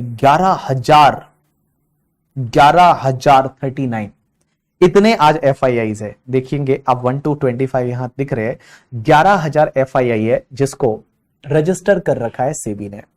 एफआईआई कौन कौन से, इनके नाम ही मेरे को तो पढ़ने नहीं आए, ऐसे फॉरेन के नाम है करके, ठीक है। जैसे ये तो अब ये SCUI home care employ pension fund करके कोई है, ये कहां का? यूएस का फंड है करके, ठीक है। उसके बाद आप देखेंगे ग्लोबल वैल्यू स्ट्रेटेजी, ये करके आपका कनाडा का फंड है। उसके बाद में आप देखेंगे दैट इज द तुम्हारा क्या है, इस नाम ही मेरे को तो पढ़ने नहीं आया, ऐसे ऐसे ऐसे नाम है इनके करके, ठीक है। तो ये फॉरेन के हैं सब, जितने भी फंड देखोगे आप सब फॉरेन के फंड दिख रहे हैं। इनका एड्रेस देखोगे तो इसका एम्स्टर्डम दे रखा है करके, ठीक है। ऊपर वाले का भी एम्स्टर्डम दे रखा है, उसका भी एम्स्टर्डम दे रखा है। तो ये काफी तो एम्स्टर्डम के फंड है। उसके बाद में यूएसए का दे रखा है, ये कनाडा का दे रखा है। आप देखोगे तो यहां पे कनाडा का दे रखा है, बहुत सारे, ये सब फॉरेन के फंड है। तो कुल मिला के आज इंडिया में जो एफआईआई रजिस्टर्ड है ना, वो कितने रजिस्टर्ड है अभी मैंने आपको बताया था, अप्रोक्स 11,000 एफआईआई है जो सेबी के साथ रजिस्टर्ड है। अब एक बात बताओ, एफआईआई के केस में एक दिक्कत आ जाती थी। दिक्कत क्या आती थी? जैसे एक एफआईआई है, इसने क्या किया, हमारे जो ये मोदी जी है और अरुण जेटली जी है, पहले पी चिदम्बरम जी थे, पहले उससे पहले मनमोहन सिंह जी थे, ये जब भी फॉरेन जाते थे ना तो फॉरेन जाके और फॉरेन वालों को मोटिवेट करते थे और क्या बोलते थे, आप इंडियन शेयर मार्केट में इन्वेस्ट करो, आप इंडियन शेयर मार्केट में इन्वेस्ट करो, हम क्या करेंगे, आपको बहुत ही कंसेशनल रेट से टैक्स लगाएंगे। और उनको क्या बोल के आते थे पता है? उनको बोलते थे कि शेयर मार्केट में अगर लॉन्ग टर्म कैपिटल गेन हुआ तो आपको सिर्फ 10% से टैक्स लगेगा अंडर सेक्शन 112A। अगर आपको शॉर्ट टर्म कैपिटल गेन हुआ तो ओनली 15% की रेट से टैक्स लगेगा अंडर सेक्शन आपका 111A। ऐसा ऐसा बोल के आ जाते थे, ठीक है। अब हुआ क्या, एक एफआईआई ने इंडिया में इन्वेस्ट कर दिया।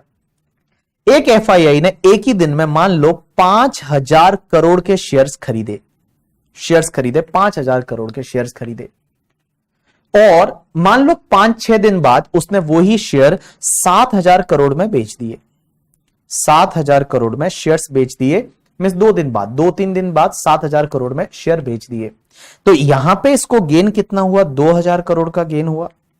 तो ये 2,000 करोड़ का मींस 2,000 करोड़ का जो गेन हुआ, यहां एफआईआई ने सोचा कि हमको कैपिटल गेन लगेगा, और कैपिटल गेन कितना, 15% टैक्स लगेगा, ठीक है, 15% टैक्स भर देंगे। लेकिन हमारे असेसिंग ऑफिसर क्या करते थे, जो इनकम टैक्स डिपार्टमेंट वाले ऑफिसर है, वो हमेशा इनको क्वेश्चन करते थे कि आप लोग इन्वेस्टमेंट थोड़ी कर रहे हो, आप तो ट्रेडिंग कर रहे हो। आपने तो शेयर खरीदा, फिर आप वापस बेच रहे हो, वापस 4 दिन बाद वही शेयर खरीद रहे हो, वापस आप बेच रहे हो, वापस खरीद रहे हो, वापस बेच रहे हो, आप तो ट्रेडिंग कर रहे हो ना। वो क्या बोलता है कि आप तो ट्रेडिंग कर रहे हो, और ट्रेडिंग जब करते हो आप, तो उस केस में तो आपका इनकम यहां पे कैपिटल गेन में थोड़ी जाना चाहिए। ये कैपिटल गेन में 15% टैक्स रेट है, मींस ये शॉर्ट टर्म कैपिटल गेन हुआ तो 15% टैक्स रेट है। आपकी इनकम तो पीजीबीपी में जानी चाहिए, बिजनेस में जानी चाहिए, और जब बिजनेस में जानी चाहिए तो आपको 30%, या अगर वो एफआईआई फॉरेन कंपनी के कॉन्स्टिट्यूशन में है तो बोलते हैं आपको 40% टैक्स भरना पड़ेगा, क्योंकि आप तो ट्रेडिंग कर रहे हो। तो हमारे असेसिंग ऑफिसर है, ये लोग क्या बोलते थे कि आप तो ट्रेडिंग कर रहे हो ना, आप ट्रेडिंग कर रहे हो, आप कहां पे इन्वेस्टमेंट कर रहे हो, आप तो ट्रेडिंग कर रहे हो, आपने अभी आपका कैपिटल गेन में इनकम ही नहीं आएगा, आपका तो बिजनेस में जाएगा। मैं आपको आगे जाके बताऊंगा ये चीज कि कब बिजनेस में जाता है, कब कैपिटल गेन में जाता है। एफआईआई ने इंडिया में आना ही बंद कर दिया, बोले नहीं नहीं, हम लोग इनको मतलब नहीं आना चाहते, हम इंडिया में नहीं आना चाहते। एफआईआई ने आना ही बंद कर दिया इंडिया में, बिकॉज इंडिया वाला क्या करता था, एओ बोलता था आप तो ट्रेडिंग कर रहे हो, आज आपने शेयर खरीदे, 2 दिन बाद आप बेच रहे हो करके, तो जब आप शेयर बेच रहे हो, खरीद के बेच रहे हो, तो ये तो ट्रेडिंग एक्टिविटी है, तो मैं इनकम तो पीजीबीपी में टैक्सेबल करूंगा, बिजनेस में टैक्सेबल करूंगा। तो एफआईआई ने सोचा यार इंडिया में नहीं जाना। फिर अरुण जेटली जी ने एक अमेंडमेंट किया, और अरुण जेटली जी ने अमेंडमेंट क्या किया पता है? अरुण जेटली जी ने एक अमेंडमेंट किया कि एफआईआई अगर कोई भी सिक्योरिटी इंडिया में हेल्ड करता है, कोई भी सिक्योरिटी इंडिया में हेल्ड करता है एफआईआई, तो हमेशा वो कैपिटल असेट माना जाएगा, हमेशा कैपिटल असेट ही माना जाएगा, कैपिटल गेन में ही जाएगा। भले आज खरीद के आज बेचा, भले सुबह कोई सिक्योरिटी खरीदी शाम को बेच दी, तो भी उस केस में वो कैपिटल गेन में ही जाएगा। किसके केस में? एफआईआई के केस में। और बड़ा वेलकम अमेंडमेंट था, ऑब्वियसली जरूरी था ये करना करके, ठीक है। बिकॉज क्या होता था, नहीं तो ये डिस्प्यूट है, डिस्प्यूट बढ़ता जाता था, एओ बोलता था पीजीबीपी, वो बोलता था कैपिटल गेन। तो उन्होंने क्या किया, एक काम किया कि एफआईआई अगर कोई भी सिक्योरिटी हेल्ड करता है, कोई भी सिक्योरिटी हेल्ड करता है, तो उस पर हमेशा कैपिटल गेन होगा। भले वो सिक्योरिटी स्टॉक है तो भी कैपिटल गेन में टैक्स लगेगा, और कैपिटल गेन में फिर कंसेशनल रेट से टैक्स लगेगा। ऑब्वियसली अगर जैसे शेयर्स वगैरह है, लॉन्ग टर्म कैपिटल गेन होता है तो 112A से आपका 10%, और शॉर्ट टर्म कैपिटल गेन होता है तो 15% में कंसेशनल रेट्स का बेनिफिट मिल जाएगा to the FIIs. You got my point और नॉट? यस। तो ये जरूरी था, इसके लिए इन्होंने बोला कि एफआईआईज के केस में always always always always always always always always always आपका कैपिटल असेट ही माना जाएगा करके, ठीक है। अब एक और बात समझना, एक और बात समझना करके, ठीक है। एक है ना यूलिप है, unit linked insurance policy. ULIP, ULIP समझते हो ना, unit linked insurance policy. Unit linked insurance policy, ULIP पे मैं थोड़ा टाइम लूंगा, आज नहीं लूंगा, बट यूलिप एक अलग से मैं पढ़ाऊंगा, जिस दिन मैं कम से कम 1 घंटा है वो सिर्फ यूलिप के बारे में बात करूंगा। यूनिट लिंक्ड इंश्योरेंस पॉलिसी, लोगों ने क्या किया, एक मस्त वाला तरीका निकाला था। तरीका क्या था? आपको पता रहेगा लाइफ इंश्योरेंस पॉलिसी का मैच्योरिटी अमाउंट एग्जेम्प्ट होता है। लाइफ इंश्योरेंस पॉलिसी का अगर आपका मैच्योरिटी होती है लाइफ इंश्योरेंस पॉलिसी, तो वो आपका एग्जेम्प्ट होता है अंडर सेक्शन 1010D करके एक सेक्शन होती है, और 1010D में लाइफ इंश्योरेंस पॉलिसी का मैच्योरिटी एग्जेम्प्ट होता है। मींस आप जब इन्वेस्ट करते हो तो एटीसी में डिडक्शन मिलता है, बट उसका जो मैच्योरिटी होता है ना, दैट मैच्योरिटी इज एग्जेम्प्टेड, उस पर कोई टैक्स नहीं लगता। एक नया फंडा मार्केट में आया था, that is the ULIP. ULIP क्या होता है? Unit linked insurance policy. और ULIP is also life insurance policy, because unit linked insurance policy, but ये भी लाइफ इंश्योरेंस पॉलिसी है। अब इसका जो मैच्योरिटी है ना, वो एग्जेम्प्ट होता था, इसका भी एग्जेम्प्ट होता था। लोगों ने क्या किया, लोगों ने क्या किया पता है? कि म्यूचुअल फंड में इन्वेस्ट करना बंद करके और यूलिप में इन्वेस्ट करना चालू कर दिया। ULIP is like a mutual fund only. ULIP is like a mutual fund only. ULIP is like a mutual fund only. क्योंकि अगर मान लो आप यूलिप में इन्वेस्ट करते हो, जैसे मैंने यूलिप में इन्वेस्ट किया, आपने अगर थोड़ा बहुत अगर रिसर्च किया होगा प्रैक्टिकल लाइफ में, तो यूलिप जो होता है ना, वो यूलिप बेसिकली क्या होता है पता है? ULIP is like a mutual fund only. वो म्यूचुअल फंड ही है, यूलिप एक म्यूचुअल फंड ही है करके, ठीक है। तो ये मैंने क्या किया, मैंने मान लो आईसीआईसीआई प्रूडेंशियल का यूलिप लिया। अब आईसीआईसीआई प्रूडेंशियल क्या करती है, उसको म्यूचुअल फंड जैसे ही काम करता है यूलिप मींस, और उसमें बहुत सारे प्लान्स रहते हैं यूलिप्स के। अगर आप यूलिप्स के प्लान ढूंढोगे, बहुत सारे प्लान्स मिलेंगे। तो लोगों ने क्या किया, यूलिप में इन्वेस्ट किया, और यूलिप के थ्रू जो मैच्योरिटी होती थी उसका एग्जेम्पशन ले लेते थे, बोलते थे इट इज टोटली एग्जेम्प्ट करके। जो यूलिप का मैच्योरिटी है, वो यूलिप का मैच्योरिटी बोलते हैं टोटली एग्जेम्प्ट। तो निर्मला सीतारमण जी को यह समझ में आया कि लोग क्या कर रहे हैं, म्यूचुअल फंड की जो अगर यूनिट बेचोगे तो कैपिटल गेन लगेगा। तो ये लोग यूलिप के थ्रू रूट होके जाते थे। मींस ये किसी कंपनी का यूलिप ले लो, और यूलिप में वो कंपनी क्या करती थी, अल्टीमेटली म्यूचुअल फंड जैसे ही काम करती थी, और भैया फिर आपका मैच्योरिटी एग्जेम्प्ट हो जाता था। तो फिर उन्होंने, निर्मला सीतारमण जी ने 1 साल पहले लास्ट ईयर ही अमेंडमेंट किया और बोला यूलिप जो है ना, वो कुछ केसेस में आपकी कैपिटल असेट मानी जाएगी, और अगर आप यूलिप को बेचोगे तो उस केस में आपको कैपिटल गेन लगेगा। जो यूलिप है वो कैपिटल असेट मानी जाएगी, और कुछ केसेस में आप यूलिप को बेचोगे तो उस पर कैपिटल गेन लगेगा करके, ठीक है। तो ULIP is a capital asset, आप ये समझ के चलिए। कब कैपिटल असेट मानना है उसको मैं आगे जाके बताऊंगा करके, बट अभी के लिए आप ये समझिए, यूलिप कैपिटल असेट होगी, एफआईआई कोई सिक्योरिटी हेल्ड करेगी वो कैपिटल असेट होगी, और बाकी केसेस में एनी प्रॉपर्टी है वो कैपिटल असेट होगी। ये 4 असेट को छोड़ के बाकी जितनी भी असेट है वो आपकी कैपिटल असेट। चलिए आप एक काम करिए, आपकी बुक में जो भी दे रखा है पूरे पेज पे, जो भी आपने दे रखा है पूरे पेज पे, वो आप पूरा रीड कर दीजिए, और अगले पेज पे जो पॉइंट नंबर 6 दे रखा है उसको भी आप रीड कर लीजिए। मींस ट्रांसफर की डेफिनेशन से पहले जो भी दे रखा है वो उसको आप रीड कर लीजिए एक बार। तो एक तो आप कैपिटल गेन में पहले पेज पे जो दे रखा है, दिस पेज, ये पूरा रीड कर लीजिए। पेज नंबर 26 रहेगा, और दूसरे पेज पे जो ट्रांसफर की डेफिनेशन से पहले दे रखा है इसको आप पूरा रीड कर लीजिए। ट्रांसफर की डेफिनेशन से पहले एक बार आप ओवरव्यू कर लीजिए बस, उसके बाद आगे बढ़ते हैं।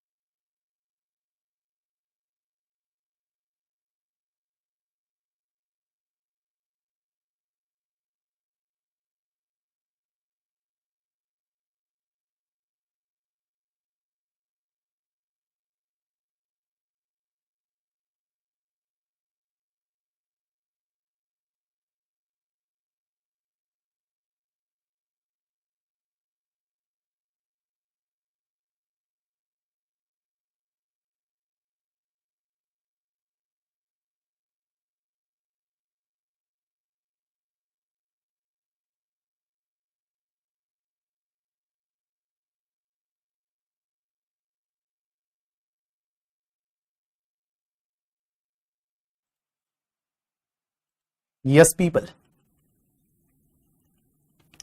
Nikhil, as per charging section capital gain will be in the year in which transfer took place. अभी ट्रांसफर तो देख लो, ट्रांसफर होता क्या है। चलिए, यहां पे एक पॉइंट दे रखा है, ये शायद आपको समझ में नहीं आया होगा। ये एक पॉइंट दे रखा है, that is property also include any right in relation to the Indian company including right of management और कंट्रोल और एनी अदर राइट व्हाटसएवर। ये आपको समझ में आएगा इंटरनेशनल टैक्सेशन के पार्ट में, ये आपको समझ में आएगा इंटरनेशनल टैक्सेशन के पॉइंट में, इंटरनेशनल टैक्सेशन के पार्ट में। जब आप इंटरनेशनल टैक्सेशन देखेंगे ना, तो वहां पे मैंने वोडाफोन का केस लॉ का जिक्र किया हुआ, क्योंकि वो आपको रिकॉर्डेड मिलेगा और जल्दी ही मिल जाएगा, ठीक है। शायद इस वीकेंड को, क्योंकि अभी अभी रिकॉर्ड हुआ है पूरा इंटरनेशनल टैक्सेशन, तो वो आपको रिकॉर्डेड मिलेगा। जैसा इस बैच में आपको बोला हुआ है कि 35 to 40% will be the recorded, तो वो रिकॉर्डेड कंटेंट आपको मिलेगा। अभी जस्ट रिकॉर्ड हुआ है लास्ट मंथ करके, ठीक है। और आपके पास कॉम्पैक्ट वॉल्यूम 2 है, उसमें दे रखा है। तो वहां वोडाफोन वाले केस लॉ में आपको समझ में आएगा कि फॉरेन की एक कंपनी है जिसका नाम था हचेसन, और हचेसन ने क्या किया था, वोडाफोन का इंडियन कंपनी का मैनेजमेंट और कंट्रोल ट्रांसफर हुआ था बाहरी, तो वो भी इंडिया में टैक्सेबल, वो जो है वो भी कैपिटल असेट माना जाता है। तो इंडियन कंपनी में जो मैनेजमेंट या कंट्रोल होता है ना, वो भी एक कैपिटल असेट माना जाता है।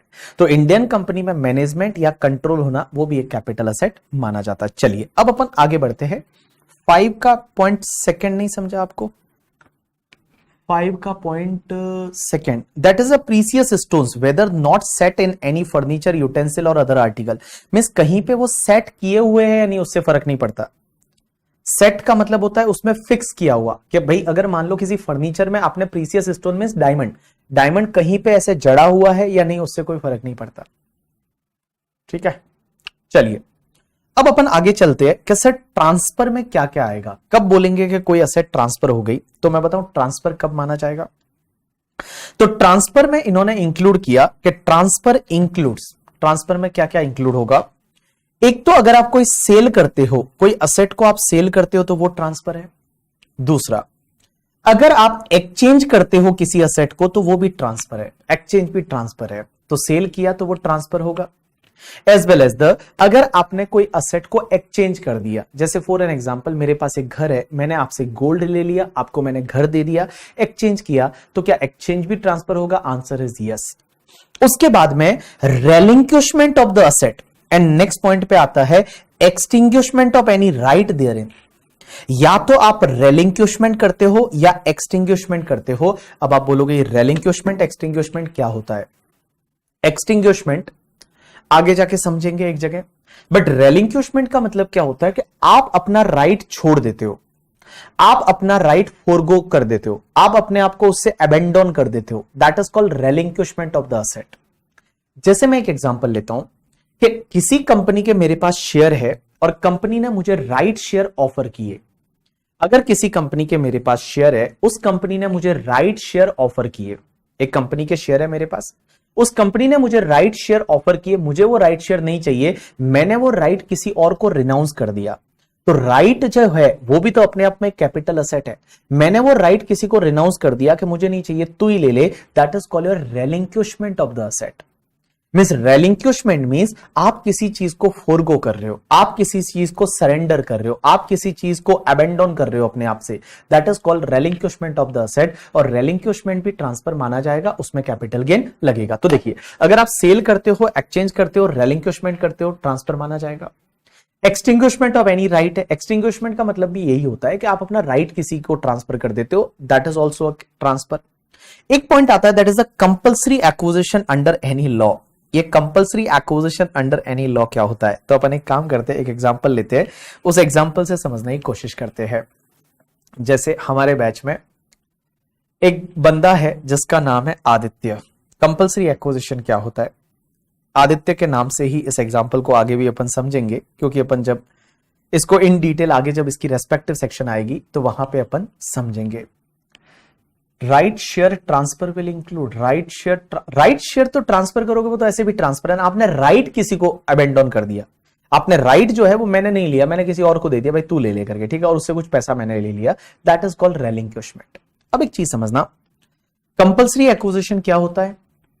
कंपल्सरी एक्विजिशन क्या होता है कि जैसे मान लो ये जो है एक प्रॉपर्टी है आदित्य की। प्रॉपर्टी ऐसे कैसे बन गई? ये प्रॉपर्टी है आदित्य की, और ये प्रॉपर्टी बहुत मेहनत करके बनाई थी आदित्य ने, और आदित्य ने बहुत मेहनत करके बनाई थी। लेकिन मोदी जी क्या कर रहे हैं, यहां से मान लो बुलेट ट्रेन जाने वाली है, तो यहां से बुलेट ट्रेन जाने वाली है, तो इसकी property Modi ji compulsory acquired कर लेते हैं। इसकी property Modi ji compulsory acquired कर लेते हैं। लॉ में कंपल्सरी एक्विजिशन हो जाता है, और जैसे ही कंपल्सरी एक्विजिशन होता है, मान लो इसको 1 करोड़ रुपया कंपनसेशन मिल जाता है, और जैसे ही इसको 1 करोड़ रुपया कंपनसेशन मिलता है, जैसे ही इसको 1 करोड़ रुपया कंपनसेशन मिलता है, इनकम टैक्स वाले आ जाते हैं और बोलते हैं इनकम टैक्स दो। जैसे ही 1 करोड़ रुपया कंपनसेशन मिलता है, इनकम टैक्स वाले आ जाते हैं और इनकम टैक्स वाले बोलते हैं कि टैक्स दो। अब ये बोलता है काय का टैक्स, इनकम टैक्स वाले बोलते हैं कैपिटल गेन। ये बोलता है काय का कैपिटल गेन। कैपिटल गेन तो तब लगता है ना जब मेरा कोई कैपिटल असेट है और उसको मैंने ट्रांसफर किया। मैंने ट्रांसफर कहां किया? ये तो जबरदस्ती मेरी प्रॉपर्टी आपने कंपल्सरी एक्वायर्ड की थी। मैंने तो बोला ही नहीं था, मैं तो चाहता था मेरी प्रॉपर्टी मेरे पास ही रहे। आप कंपल्सरी एक्वायर्ड जबरदस्ती कर रहे हो और बोल रहे हो ट्रांसफर है, ये तो गलत है ना। तो उसके लिए क्या होता था, लोग डिस्प्यूट करते थे, तो लॉ मेकर्स ने क्या किया कि यहां पे लॉ में अमेंडमेंट कर दिया और क्लियरली लिख लिया कि अगर आपकी प्रॉपर्टी कंपल्सरी एक्वायर्ड होगी ना, वो भी तुम्हारा ट्रांसफर माना जाएगा और इस केस में आपका कैपिटल गेन लगेगा। अगर आपकी प्रॉपर्टी कंपल्सरी एक्वायर्ड होगी तो उस पर्टिकुलर केस में भी आपका ये ट्रांसफर माना जाएगा और इसमें कैपिटल गेन लग जाएगा। ट्रांसफर माना जाएगा और कैपिटल गेन लगेगा, तो कंपल्सरी एक्विजिशन भी ट्रांसफर है और कैपिटल गेन लगेगा। एक और कंसेप्ट आता है that is the conversion of your capital asset into stock in trade. ये क्या होता है? जैसे मैं एक एग्जांपल लेता हूं कि मान लो एक बंदा है जिसका नाम है हेमंत। हेमंत, उसका हेमंत मिहिर दो नाम है, तो पापा का नाम तो नहीं है हेमंत, नहीं तो बोलेगा पापा के नाम से आपने एग्जांपल ले लिया करके, ठीक है। चलिए मैं दूसरे का एग्जांपल ले लेता हूं, इरफान। इरफान आजान, अजान, ये भी पापा का नाम हो सकता है। चलिए किसी और का नाम ले लेता हूं, जैसे फॉर एन एग्जांपल यहां पे एक बंदा है जिसका नाम है गौरव। हाँ, गौरव, गौरव करके एक बंदा है। इसने क्या किया कि कुछ ज्वेलरी खरीदा था, ठीक है, ज्वेलरी खरीदा था, और ये जो ज्वेलरी है ना उसके घर के अंदर पड़ा था, में से ये कैपिटल असेट था। पहले ज्वेलरी जो था वो कैपिटल असेट था, पहले जो है वो ज्वेलरी है वो कैपिटल असेट था। इधर देखो, ज्वेलरी कैपिटल असेट था, गौरव के पास में घर के अंदर पड़ा था। कुछ दिन के बाद उसने सोचा कि क्यों ना यार ज्वेलरी का बिजनेस चालू कर देता हूं, क्यों ना ज्वेलरी का बिजनेस चालू कर देता हूं करके, ठीक है। अब एक बात समझना, उसने क्या किया, ये ज्वेलरी का बिजनेस चालू कर दिया और इसी ज्वेलरी को इसने क्या कर दिया, स्टॉक इन ट्रेड में कन्वर्ट कर दिया। तो स्टॉक इन ट्रेड में जो कन्वर्ट किया ना, ये कन्वर्ट किया, ये भी ट्रांसफर माना जाएगा, इसमें भी कैपिटल गेन लगेगा। अब कैपिटल गेन कैसे लगेगा, क्या लगेगा, वो अपन आगे जाके पढ़ेंगे। बट ध्यान रखना, अगर आप कोई भी कैपिटल असेट है, ये पहले तो कैपिटल असेट था, आपने उसको जैसे ही स्टॉक इन ट्रेड में कन्वर्ट कर दिया, वो कन्वर्जन भी ट्रांसफर माना जाता है, उस केस में भी आपको कैपिटल गेन लग जाएगा। अब एक और चीज समझना, नेक्स्ट पॉइंट पे चलते हैं। तो देखिए यहां ट्रांसफर की डेफिनेशन में क्या क्या आता है, तो मैंने क्या बोला, सेल आता है, एक्सचेंज आता है, रेलिंक्विशमेंट आता है, एक्सटिंग्विशमेंट आता है, कंपल्सरी एक्विजिशन आता है, conversion of capital asset into stock in trade. Stock in trade में आप अगर कन्वर्ट कर देते हो अपनी कैपिटल असेट को, तो वो भी तुम्हारे ट्रांसफर की डेफिनेशन में आता है। अब एक और चीज समझना बेटा, क्वेश्चन ये आता है कि इमूवेबल प्रॉपर्टीज के केस में ट्रांसफर कब माना जाता है। जैसे मैं एक एग्जांपल लेता हूं, मैंने क्या किया, एक घर सेल किया, ये मेरा घर है और इस घर को मैंने सेल कर दिया। अब घर को सेल किया तो इसमें कुछ सीक्वेंसिंग हुई, कैसे, जैसे सबसे पहले हमारे बीच में एक छोटा सा अग्रीमेंट बन गया, अग्रीमेंट बन गया, और अग्रीमेंट बना फॉर एन एग्जांपल 19 मार्च 2023 को, इस डेट को अग्रीमेंट बना। अग्रीमेंट में लिखा गया कि मैं भाई प्रॉपर्टी बेचने वाला हूं, दूसरा बंदा निखिल है वो प्रॉपर्टी खरीदने वाला है, निखिल खरीदने वाला है, मैं बेचने वाला हूं, हम दोनों के बीच में अग्रीमेंट बना। अग्रीमेंट के बाद में उसने कुछ पैसा वैसा दे दिया और अभी तक रजिस्ट्री नहीं हुई है। मैंने क्या कर दिया, इसको पोजेशन हैंडेड ओवर कर दिया, पोजेशन हैंडओवर कर दिया, और मैंने पोजेशन हैंडओवर कर दिया फॉर एन एग्जांपल 27 मार्च 2023 को, और उसके बाद में इसका रजिस्ट्रेशन है वो मान लो लेटर डेट पे हुआ। इसने बोला कि सर मेरा मई 23 में एग्जाम है, उसके बाद रजिस्ट्रेशन कराएंगे, आप मुझे की दे दीजिए, हैंडओवर कर दीजिए। उसने कंसिडरेशन भी कुछ पे कर दिया, बट रजिस्ट्रेशन नहीं हुआ। रजिस्ट्रेशन हुआ फॉर एन एग्जांपल 15 जून 2023 को। क्वेश्चन ये आता है ट्रांसफर का डेट क्या माना जाएगा, ट्रांसफर कब माना जाएगा। तो एक चीज ध्यान रखना, अगर कोई इमूवेबल प्रॉपर्टी ट्रांसफर करते हो ना, तो उसमें ट्रांसफर का डेट लिया जाता है पोजेशन हैंडओवर का डेट।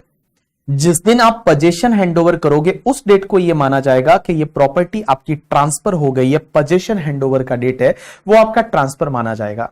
नॉर्मली तो क्या होता है कि भैया जिस दिन रजिस्ट्री होती है उसी दिन पोजेशन हैंडओवर होता है, बट देयर में भी पॉसिबिलिटी रजिस्ट्रेशन नहीं हुआ है, देयर में भी पॉसिबिलिटी रजिस्ट्रेशन नहीं हुआ है, देयर में भी पॉसिबिलिटी रजिस्ट्रेशन नहीं हुआ है। तो जो पोजेशन हैंडओवर का डेट है ना, ये पोजेशन हैंडओवर का डेट है, वो आपका ट्रांसफर का डेट माना जाएगा। और गाइस अगर आपको हाउस प्रॉपर्टी याद रहे तो हाउस प्रॉपर्टी में एक सेक्शन हुआ करती है 27, और वो क्या बोलती है, आप डीम्ड ओनर बन जाओगे जिस दिन आप पोजेशन ले लिए, जिस दिन आप पोजेशन ले लिए उस दिन आप डीम्ड ओनर बन जाओगे। तो भैया यहां पे ट्रांसफर का डेट जो है वो पोजेशन हैंडओवर का डेट होगा, और आप डीम्ड ओनर कौन सी डेट को बन जाओगे, जिस दिन पोजेशन मिल गया तो उधर वो ओनर बन जाएगा और इधर ये ट्रांसफर माना जाएगा। तो जैसे ही आप पोजेशन किसी को देते हो उस डेट को आपका ट्रांसफर माना जाएगा। तो यहां पे 27 मार्च 2023 को ट्रांसफर माना जाएगा। इसका मतलब प्रीवियस ईयर 22-23 में आपको कैपिटल गेन लग जाएगा। तो कैपिटल गेन कौन से ईयर में लगेगा? Previous year 20 to 23। भले इस साल रजिस्ट्रेशन नहीं हुआ है, रजिस्ट्रेशन अगले साल होगा, लेकिन आपने पोजीशन हैंडओवर कर लिया तो उस केस में ये ट्रांसफर माना जाएगा करके। ठीक है, चलिए, तो मैंने क्या बोला? All people just focus here. मैंने ट्रांसफर की डेफिनेशन में अभी तक क्या क्या बताया? रजिस्ट्रेशन अगर पहले हो गया तो रजिस्ट्रेशन की डेट पे ट्रांसफर हो गया अनिल। अगर मान लो रजिस्ट्रेशन पहले हो गया, अगर रजिस्ट्रेशन आपका पहले हो गया, मान लो 26 तारीख को रजिस्ट्रेशन हो गया, तो फिर ट्रांसफर हो गया ना, तो फिर ट्रांसफर हो गया ना यार। पोजीशन जो है वो अग्रीमेंट से पहले नॉर्मली अग्रीमेंट तो होता है, अग्रीमेंट मतलब अंडरस्टैंडिंग, फिर उसका पोजीशन हैंडओवर होता है, उसी टाइम पे रजिस्ट्रेशन होता है। अगर रजिस्ट्रेशन पहले हो गया तो उस डेट पे ट्रांसफर हो गया, रजिस्ट्रेशन हो गया तो भाई वो पर्सन ओनर बन गया ना उसका, दैट इज द ट्रांसफर। तो देखिए यहां पे क्या लिखा हुआ है? All people just focus here. देखिए आप क्या कर रहे हैं? अलाउइंग द पोजीशन, आप किसी को पोजीशन अलाउ कर रहे हैं of any immovable property to be taken or retained in the part performance of the contract. Part performance of contract, अभी कॉन्ट्रैक्ट पूरा नहीं हुआ है, क्योंकि कॉन्ट्रैक्ट पूरा नहीं हुआ है। क्यों कॉन्ट्रैक्ट पूरा नहीं हुआ? क्योंकि रजिस्ट्रेशन की डेट पे कॉन्ट्रैक्ट पूरा होगा। लेकिन आप part performance of the contract में अगर आप किसी को पोजीशन हैंडओवर कर रहे हैं तो उस केस में ये ट्रांसफर माना जाएगा। ऐसा एक सेक्शन बोलती है 53A of the transfer of property act करके, एक टोपा करके एक एक्ट है, that is the transfer of property act. और वो ट्रांसफर ऑफ प्रॉपर्टी एक्ट की एक सेक्शन होती है 53A, और वो ये बोलती है कि इमूवेबल प्रॉपर्टी में अगर अग्रीमेंट बन गया, आपने पार्ट परफॉर्मेंस में आपको कंसिडरेशन भी कुछ मिल गया करके, और आप पोजीशन किसी को दे देते हो, तो उस केस में ये माना जाएगा आपने प्रॉपर्टी को ट्रांसफर कर लिया है। ये माना जाएगा आपने प्रॉपर्टी को ट्रांसफर कर लिया है। ठीक है, चलिए नेक्स्ट पॉइंट क्या बोलता है? एनी ट्रांजेक्शन, कोई भी ट्रांजेक्शन है, like becoming a member or acquiring share in the cooperative society which has the effect of transferring of enabling the enjoyment of the immovable property, तो ये भी ट्रांसफर माना जाता है। ये क्या है? एक बात बताइए, जैसे आपने कोऑपरेटिव सोसाइटी देखा होगा, जैसे मुंबई में मैं बात करूं तो मुंबई में जितनी भी हाउसिंग सोसाइटी है वो कोऑपरेटिव सोसाइटी है। जैसे मैं बात करता हूं, मैं जिस सोसाइटी में रहता हूं वो सोसाइटी कोऑपरेटिव सोसाइटी है। अब एक बात समझना, आजकल तो क्या होता है ना, प्रॉपर्टी का रजिस्ट्रेशन मेरे नाम पे होता है, बट पहले क्या होता था, बहुत बार ऐसा होता था कि जितनी भी प्रॉपर्टीज होती थी ना उस सोसाइटी की, वो प्रॉपर्टी का रजिस्ट्रेशन होता था वो उस सोसाइटी के नाम पे होता था, और आपको उसका क्या बनाया जाता था? Share holder. एग्जाम्पल के लिए एक काम करते हैं, आपने तारक मेहता का उल्टा चश्मा करके एक धारावाहिक देख रखा है, सीरियल देख रखा है, तारक मेहता का उल्टा चश्मा। अब एक बात समझना, वो वाला जो धारावाहिक है उसमें एक गोकुल धाम करके सोसाइटी है। अब गोकुल धाम सोसाइटी जो है उसमें मान लो जितने भी घर है करके, ठीक है, वो घर की मेन जो है मान लो रजिस्टर्ड है, जितने भी घर है वो रजिस्टर्ड है उस सोसाइटी के नाम पे, और ये जितने भी लोग हैं, कौन कौन, जेठालाल है, पोपटलाल है करके, ठीक है, ये लोग उसके शेयर होल्डर है। तो एक बात समझना, अब ये घर बेचने के लिए क्या करते हैं? अपना शेयर किसी को बेच देते हैं, या किसी को मेंबर बना देते हैं, या अपना शेयर किसी को बेच देते हैं। तो क्या ये भी ट्रांसफर माना जाएगा? आंसर इज यस, ये भी ट्रांसफर माना जाएगा। मींस ये ट्रांसफर माना जाएगा उस प्रॉपर्टी का जिसके आप हकदार हो। तो जैसे फॉर एन एग्जांपल, जो गोकुल धाम सोसाइटी है उसमें जेठालाल है, पोपटलाल है, दूसरे और है करके, ठीक है। अब ये जितने भी लोग हैं, वो बीड़े है, ये लोग मान लो शेयर होल्डर है उस सोसाइटी के, तो सोसाइटी का उनके पास सिर्फ शेयर सर्टिफिकेट है, प्रॉपर्टी मान लो उनके नाम पे रजिस्टर्ड नहीं है। अब इनको घर बेचना है तो ये लोग क्या करते हैं? वो शेयर सर्टिफिकेट किसी को दे देते हैं। तो शेयर सर्टिफिकेट अगर उन्होंने किसी को दे दिया तो क्या ये भी ट्रांसफर माना जाएगा? आंसर इज यस गाइस, ये भी ट्रांसफर माना जाएगा। तो यहां पे यही लिखा हुआ है, देखिए क्या लिखा हुआ है, एनी ट्रांजेक्शन, ऐसा कोई ट्रांजेक्शन है like becoming a member of, किसी को आप मेंबर बना रहे हो या किसी के शेयर एक्वायर कर रहा है वो इन कोऑपरेटिव सोसाइटी, और उससे क्या हो रहा है? Which has effect of transferring or enabling the enjoyment of immovable property, उस प्रॉपर्टी को एंजॉय करने का राइट किसी को ट्रांसफर हो रहा है, तो ये भी ट्रांसफर माना जाएगा, और इसमें भी कैपिटल गेन लगेगा। And last part is a redemption of zero coupon bonds. Redemption of zero coupon bonds, zero coupon bonds क्या होते हैं? जिसको आप ZC भी बोलते हो, SFM में आपने देखा होगा।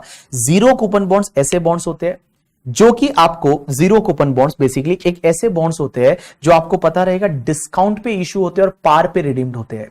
मींस जैसे कोई बॉन्ड है वो इशू हुआ 80 पे और उसका जो रिडेम्पशन हो रहा है वो मान लो 100 पे हो रहा है, तो बेटा ये 20 जो है ना ये कैपिटल गेन में जाएगा, ये भी ट्रांसफर माना जाता है। अगर रिडेम्पशन होता है तो ये रिडेम्पशन है वो कैपिटल गेन में जाएगा, मींस ये ट्रांसफर माना जाएगा। This is the definition of transfer. तो ट्रांसफर की डेफिनेशन में देखिए क्या क्या आया करके, ठीक है।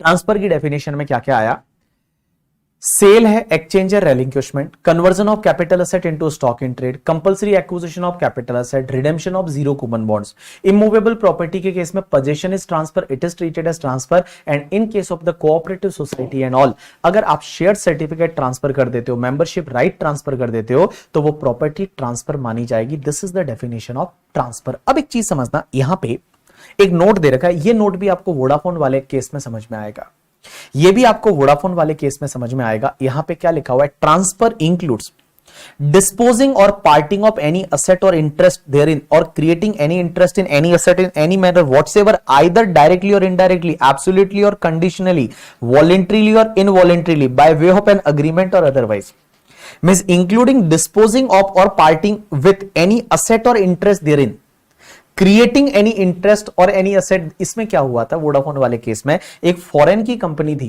मॉरिशस बेस, मॉरिशस की कंपनी के शेयर ट्रांसफर किए थे हांगकांग की कंपनी ने नीदरलैंड की कंपनी को। तो मॉरिशस की कंपनी के शेयर जो ट्रांसफर हुए, वो मॉरिशस की कंपनी के शेयर एक हांगकांग की कंपनी ने नीदरलैंड की कंपनी को ट्रांसफर किए थे। तो उस केस में क्या हुआ, क्या ये भी ट्रांसफर माना जाएगा? इन्होंने बोला yes, means transfer also include disposing of और पार्टिंग विद असेट और इंटरेस्ट, क्योंकि उन्होंने असेट या इंटरेस्ट ट्रांसफर किया था किसी अग्रीमेंट के थ्रू, और अग्रीमेंट कहां बना था, इंडिया के बाहर बना था। तो क्या ये भी ट्रांसफर माना जाएगा? इस नोट को आप बेटर अंडरस्टैंडिंग आएगी जब आप वोडाफोन वाला केस में आपको पढ़ाऊंगा इंटरनेशनल टैक्सेशन वाले पार्ट में, तब आपको समझ में आ जाएगा करके, ठीक है।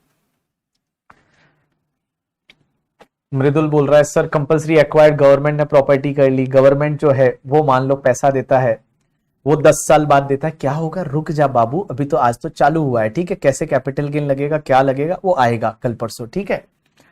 If we buy Mahindra resort membership then transfer, no Mahindra resort membership में तो आपको प्रॉपर्टी का ओनर थोड़ी बनाते हैं, बोलो आप प्रॉपर्टी का आप ओनर थोड़ी बनते हो उसमें, दैट इज जस्ट लाइक वो उसको कैपिटल, महिंद्रा का रिसोर्ट का मेंबरशिप आपने खरीदा और मेंबरशिप बेचोगे तो नॉर्मली कैपिटल गेन नहीं लगेगा, बिकॉज आप उसके एब्सोल्यूट ओनर नहीं होना प्रॉपर्टी के, आप उसके एब्सोल्यूट ओनर है वो आप नहीं हो।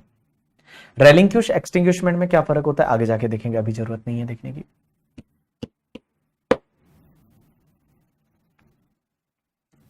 यस श्रीनिवास बोल रहा है कि अगर मान लो एक बंदा इंसॉल्वेंट हो गया, उसकी प्रॉपर्टी किसी क्रेडिटर ने ले ली, तो क्या ट्रांसफर माना जाएगा? आंसर इज यस, ये ट्रांसफर माना जाएगा। आपका रेलिंक्विश हो गया, आपका एक्सटिंग्विश हो गया राइट उस प्रॉपर्टी से, ट्रांसफर माना जाएगा। और क्रेडिटर का जितना अमाउंट था वो फुल वैल्यू ऑफ कंसिडरेशन माना जाएगा। जो फेयर मार्केट वैल्यू रहेगी क्रेडिटर की, वो आपका फुल वैल्यू ऑफ कंसिडरेशन माना जाएगा। अब एक और चीज समझना, अंडर सेक्शन 45(1) गेन और profit is also include the losses, answer is yes. Capital loss भी हो सकता है ना, क्या फर्क पड़ता है? देखो सेक्शन 53A ऑफ द टोपा that is transfer of property act, वो ये बोलता है कि अगर मान लो आप कोई इमूवेबल प्रॉपर्टी बेचते हो ना, तो इमूवेबल प्रॉपर्टी का भले अभी रजिस्ट्रेशन नहीं हुआ है, अग्रीमेंट बना है, रजिस्ट्रेशन नहीं हुआ, बट आपका कंसिडरेशन मिला है या पार्ट कंसिडरेशन पे मिला है, और इन द पार्ट परफॉर्मेंस अगर आप उसका पोजेशन किसी को हैंडओवर कर देते हो तो आपका ये ट्रांसफर माना जाएगा। अगर आप किसी को पोजेशन हैंडओवर कर देते हो तो आपका ये ट्रांसफर माना जाएगा, ऐसा बोलता है टोपा का सेक्शन 53A। और आगे जाके रजिस्ट्री होनी चाहिए, आगे जाके उसकी रजिस्ट्री होनी चाहिए, बट अगर आपने अभी पोजेशन हैंडओवर कर दिया तो वो ट्रांसफर माना जाएगा। अब एक बात समझना, इसका एक कॉन्ट्राडिक्टरी जजमेंट है ये। अब ये जजमेंट जो है ना, ये जजमेंट है, that is not more important judgement. ये जजमेंट में हुआ क्या था वो मैं बता दूं पहले। एक शेषाशाही स्टील प्राइवेट लिमिटेड 2020 का एक सुप्रीम कोर्ट का जजमेंट था। इसमें हुआ क्या, एक कंपनी ने कुछ बिल्डर के साथ में कुछ अरेंजमेंट किया, बिल्डर के साथ में अरेंजमेंट किया। जैसे ये कंपनी है, ये एक असेसी है, इसने बिल्डर के साथ में अरेंजमेंट कर दिया, और बिल्डर के साथ में ये बिल्डर है, जो मैं फैक्ट समझा रहा हूं उसको समझने की कोशिश करना, इस केस लॉ से रिलेटेड है, but this case law is not more important करके, ठीक है। एसएससी ने क्या किया, एक बिल्डर के साथ में एक अरेंजमेंट किया और उस बिल्डर को अपनी जो प्रॉपर्टी है वो हैंड ओवर कर दी और बिल्डर को बोला कि भैया कुछ कंसिडरेशन बिल्डर देने वाला है, बट प्रॉपर्टी का पोजीशन दे दिया। जैसे ही प्रॉपर्टी का पोजीशन दिया और बिल्डर कुछ कंसिडरेशन देने वाला है फ्यूचर डेट पे, तो अभी तो मैंने क्या बोला, इमूवेबल प्रॉपर्टी में अगर आप पोजीशन हैंडओवर कर देते हो तो ये ट्रांसफर माना जाता है। लेकिन इन दोनों के बीच में हो गया झगड़ा, दोनों के बीच में सिद्धार्थ हो गया डिस्प्यूट, बिल्डर के बीच में और एसएससी के बीच में, दोनों के बीच में डिस्प्यूट हो गया, दोनों लड़ लिए करके। अब दोनों के बीच में डिस्प्यूट हो गया और वो डिस्प्यूट रिजॉल्व हुआ कुछ सालों के बाद, डिस्प्यूट रिजॉल्व हुआ कुछ सालों के बाद। और जब डिस्प्यूट रिजॉल्व हुआ तब बिल्डर को बोला कि भाई एसएससी को इतना पैसा दे दे, और वो एसएससी को चेक उसने बना के दे दिए, फाइनल पूरा कंसिडरेशन दे दिया। अब ट्रांसफर कब माना जाएगा, ये दिक्कत आ गई। अब section 53A of the transfer of property act टोपा वो तो ये बोलती है, मैंने आपको जैसा बोला कि पोजीशन हैंडओवर हो गया, इट इज कॉल्ड ट्रांसफर, क्या ये ट्रांसफर माना जाएगा? तो सुप्रीम कोर्ट ने इस पर्टिकुलर केस में जेन्युइननेस को देखते हुए सुप्रीम कोर्ट ने जजमेंट दिया कि नहीं, ट्रांसफर पोजीशन भले पहले दे दिया था उसने, हैंडओवर भले वो उस बिल्डर को कर दिया था प्रॉपर्टी, ट्रांसफर तब नहीं माना जाएगा। ट्रांसफर तब माना जाएगा जब वो लास्ट चेक उसको मिल जाता है, मींस उसका जो कंसिडरेशन का लास्ट चेक जब मिल जाता है तो उस टाइम पे ट्रांसफर माना जाएगा। तो यू कैन से दैट ये सेक्शन 53A का जो टोपा का है कि पोजीशन पे ट्रांसफर माना जाएगा, उसका ये कॉन्ट्राडिक्टरी जजमेंट है। क्योंकि इस जजमेंट में हुआ क्या था कि एक जैसे मेरे पास प्रॉपर्टी है, मैंने बिल्डर को दे दी, बिल्डर ने पोजीशन भी ले लिया उसका, बिल्डर ने बोला मैं आपको कंसिडरेशन दूंगा, बट दोनों के बीच में झगड़ा हो गया, वो झगड़ा सॉल्व होते होते 6-7 साल हो गए, ठीक है। फिर उसके बाद उसका डिस्प्यूट रिजॉल्व हो गया, उसको कंसिडरेशन मिला, लास्ट चेक मिला, और मैंने जो है वो मेरा राइट जो है वो उसको दे दिया प्रॉपर्टी का। फिर अब एक बात समझना, तो ट्रांसफर क्या कब माना जाएगा? क्या पहले पोजीशन दिया था तब माना जाएगा, या अब जो डिस्प्यूट रिजॉल्व हो गया और लास्ट चेक मिला तब ट्रांसफर माना जाएगा? तो यहां सुप्रीम कोर्ट ने in this particular case law ये बोला था कि जब आपको लास्ट चेक मिला, जब आपको कंसिडरेशन मिला, तब ट्रांसफर माना जाएगा। तो देखिए क्या लिखा हुआ है यहां पे, all people just focus here, where the SSC has entered into the agreement to sale, means agreement हो गया था सेल करने का, and subsequently ratified the same by way of the compromise deed, means compromise deed last में बनाया, last में क्योंकि dispute हो गया था तो डिस्प्यूट में वहां पे कॉम्प्रोमाइज डीड बनाया, वो लास्ट में बनाया, डिस्प्यूट्स के बाद में कॉम्प्रोमाइज डीड लास्ट में बनाया।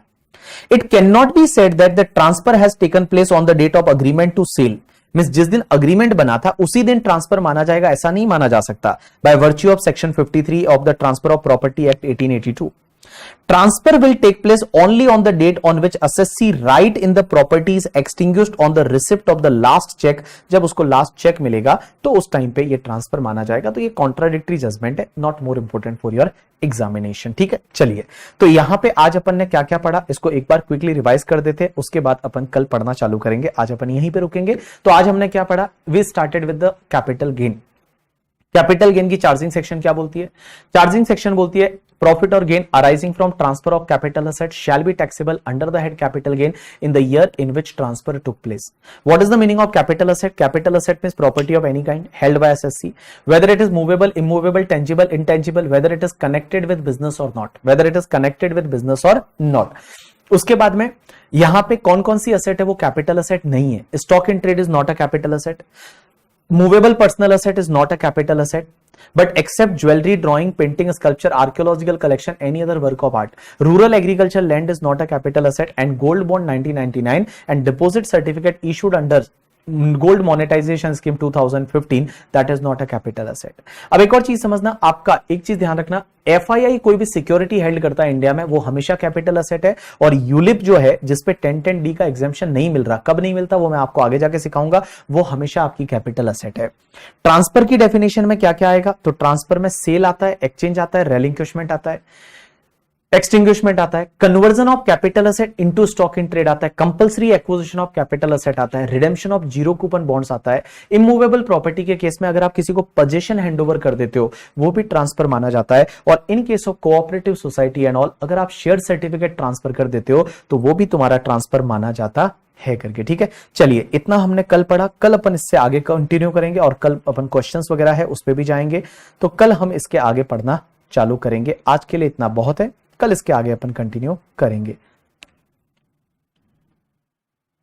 अगर इस क्वेश्चन से रिलेटेड तो आप क्वेश्चन पूछा जाए तो आप सिर्फ यही लिखोगे जो मैंने ऐसे फैक्ट बताए। अगर ऐसा क्वेश्चन पूछ लिया जाए कि अगर डिस्प्यूट हो गया था, कॉम्प्रोमाइज डीड बाद में साइन हुआ करके, पहले अग्रीमेंट साइन हुआ था, पोजीशन भी दे दिया था, बट कॉम्प्रोमाइज डिस्प्यूट हो गया था, कॉम्प्रोमाइज डीड बाद में साइन हुआ और कॉम्प्रोमाइज डीड के हिसाब से उसको लास्ट चेक जब मिलेगा तब ट्रांसफर माना जाएगा, तब कैपिटल गेन लगेगा। अग्रीमेंट हुआ था, पोजीशन दिया था, उस टाइम पे ट्रांसफर नहीं माना जाएगा। अगर कुछ ऐसा फैक्ट आया तो आप इसका रेफरेंस देंगे। अदरवाइज नॉर्मल केस में क्या होता है कि जब आप पोजीशन हैंडओवर करते हैं तब आपका ट्रांसफर माना जाता है करके। ठीक है, चलिए।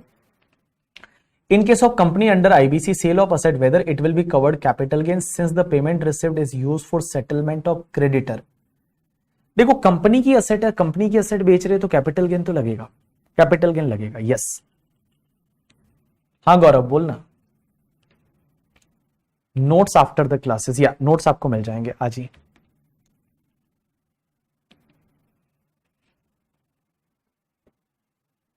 मीनल, पोजीशन ट्रांसफर हो गया, we consider capital gain and paid tax, but next year registry नहीं हुआ और होगा भी नहीं, तब क्या होगा? अगर रजिस्ट्रेशन नहीं हुआ तो भी ट्रांसफर तो माना जाएगा। देखो ट्रांसफर तो माना जाएगा, पोजीशन हैंडओवर हो गया, ट्रांसफर माना जाएगा, कैपिटल गेन लग जाएगा आपको। मींस पावर ऑफ अटॉर्नी के थ्रू अगर आपने ट्रांसफर किया, कुल मिला के आप ये पूछना चाहते हैं कि हमने पावर ऑफ अटॉर्नी के थ्रू ट्रांसफर किया, रजिस्ट्रेशन करा ही नहीं रहे, तो भी ट्रांसफर तो माना जाएगा, बिकॉज आपका राइट तो चला गया ना उसमें से। वो रेलिंक्विशमेंट एक्सटिंग्विशमेंट वर्ड वहीं पे यूज होंगे फिर। Good night.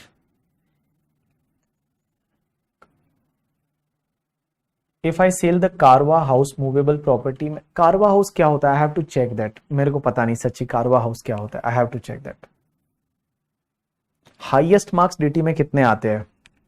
Highest marks DT में लास्ट के 3-4 अटेम्प्ट से मेरे स्टूडेंट है जो ऑल इंडिया रैंक, क्या बोलते हैं, ऑल इंडिया जो डीटी में हाईएस्ट रहते हैं, निकिता करके थी, लास्ट टू लास्ट अटेम्प्ट में she scored the 87 marks in the DT, that was all India highest. 86 था लास्ट वाला बंदा, उसका ऑल इंडिया हाईएस्ट था। तो इंडिया में हाईएस्ट जो डीटी में रहता है दैट इज द 80, मतलब 9 से लेके आप समझ लीजिए 88 89 से लेके और 82 83 का रेंज, मतलब 80 से ले लीजिए ना, 80 वाला जो रेंज है वो इंडिया में हाईएस्ट रहता है डीटी में। 90 वाली रेंज में नहीं जाता डीटी में कोई, 80 वाली रेंज है वो हाईएस्ट रहता है ऑल इंडिया, जिसको पेपर अवार्ड मिलता है बेस्ट पेपर का, वो रहता है। हाँ हाँ Hemant, your comment is visible.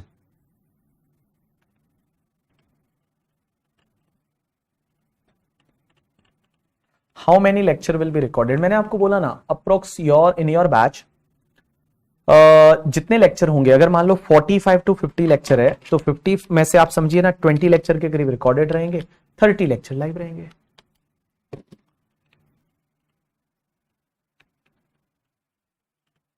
How do we disclose the gain on sale of rural agriculture land in ITR? ITR तो देखो किसान वगैरह होते हैं वो तो आईटीआर फाइल ही नहीं करते, बट अगर आप फाइल भी करते हो तो उसको बताने की जरूरत ही नहीं है, there is no need to disclose anything. Hemant बोलिए ना क्या पूछा, वो ऊपर चला गया होगा। Yes Ashish, best of luck. अच्छा, वैन के अंडर हाउस होता है तो फिर वो पर्सनल असेट होगा, पर्सनल असेट। पूजा छतवानी को कितना आया? पूजा को पता नहीं, but she also score all India highest in DT for the final CMA. CMA में उसको इंडिया हाईएस्ट आया, इंटरमीडिएट में वो रैंक 1 थी। How to score such highest mark? Depend, देखो 2-3 चीजें हैं। हाँ, रिकॉर्डेड लेक्चर आप अभी देखना चालू कर सकते हैं, मैं आपको जल्दी दे दूंगा, वहां पे आप देखना रिकॉर्डेड जल्दी चालू कर सकते हैं, क्योंकि जो सैटरडे संडे वाला मैं नहीं चाहता आपका सैटरडे संडे है वो आप मजे करो, क्योंकि सैटरडे संडे अपना बैच नहीं होगा, तो सैटरडे संडे आप रिकॉर्डेड लेक्चर से वो देख सकते हैं। सॉफ्ट नहीं, आपको नोट्स नहीं लिखने चाहिए, आपको बुक मिल जाएगी, तो there is no need to write any notes. Chocolate question रोज होगा, देखेंगे, डिपेंड करेगा। स्टैम्प ड्यूटी कौन से डेट की लेनी है हेमंत, अपन देखेंगे, वो आने दे कंसेप्ट। स्टैम्प ड्यूटी रजिस्ट्रेशन की डेट की लेनी है, अग्रीमेंट की डेट की लेनी है, कौन से डेट की लेनी है, we will discuss later part.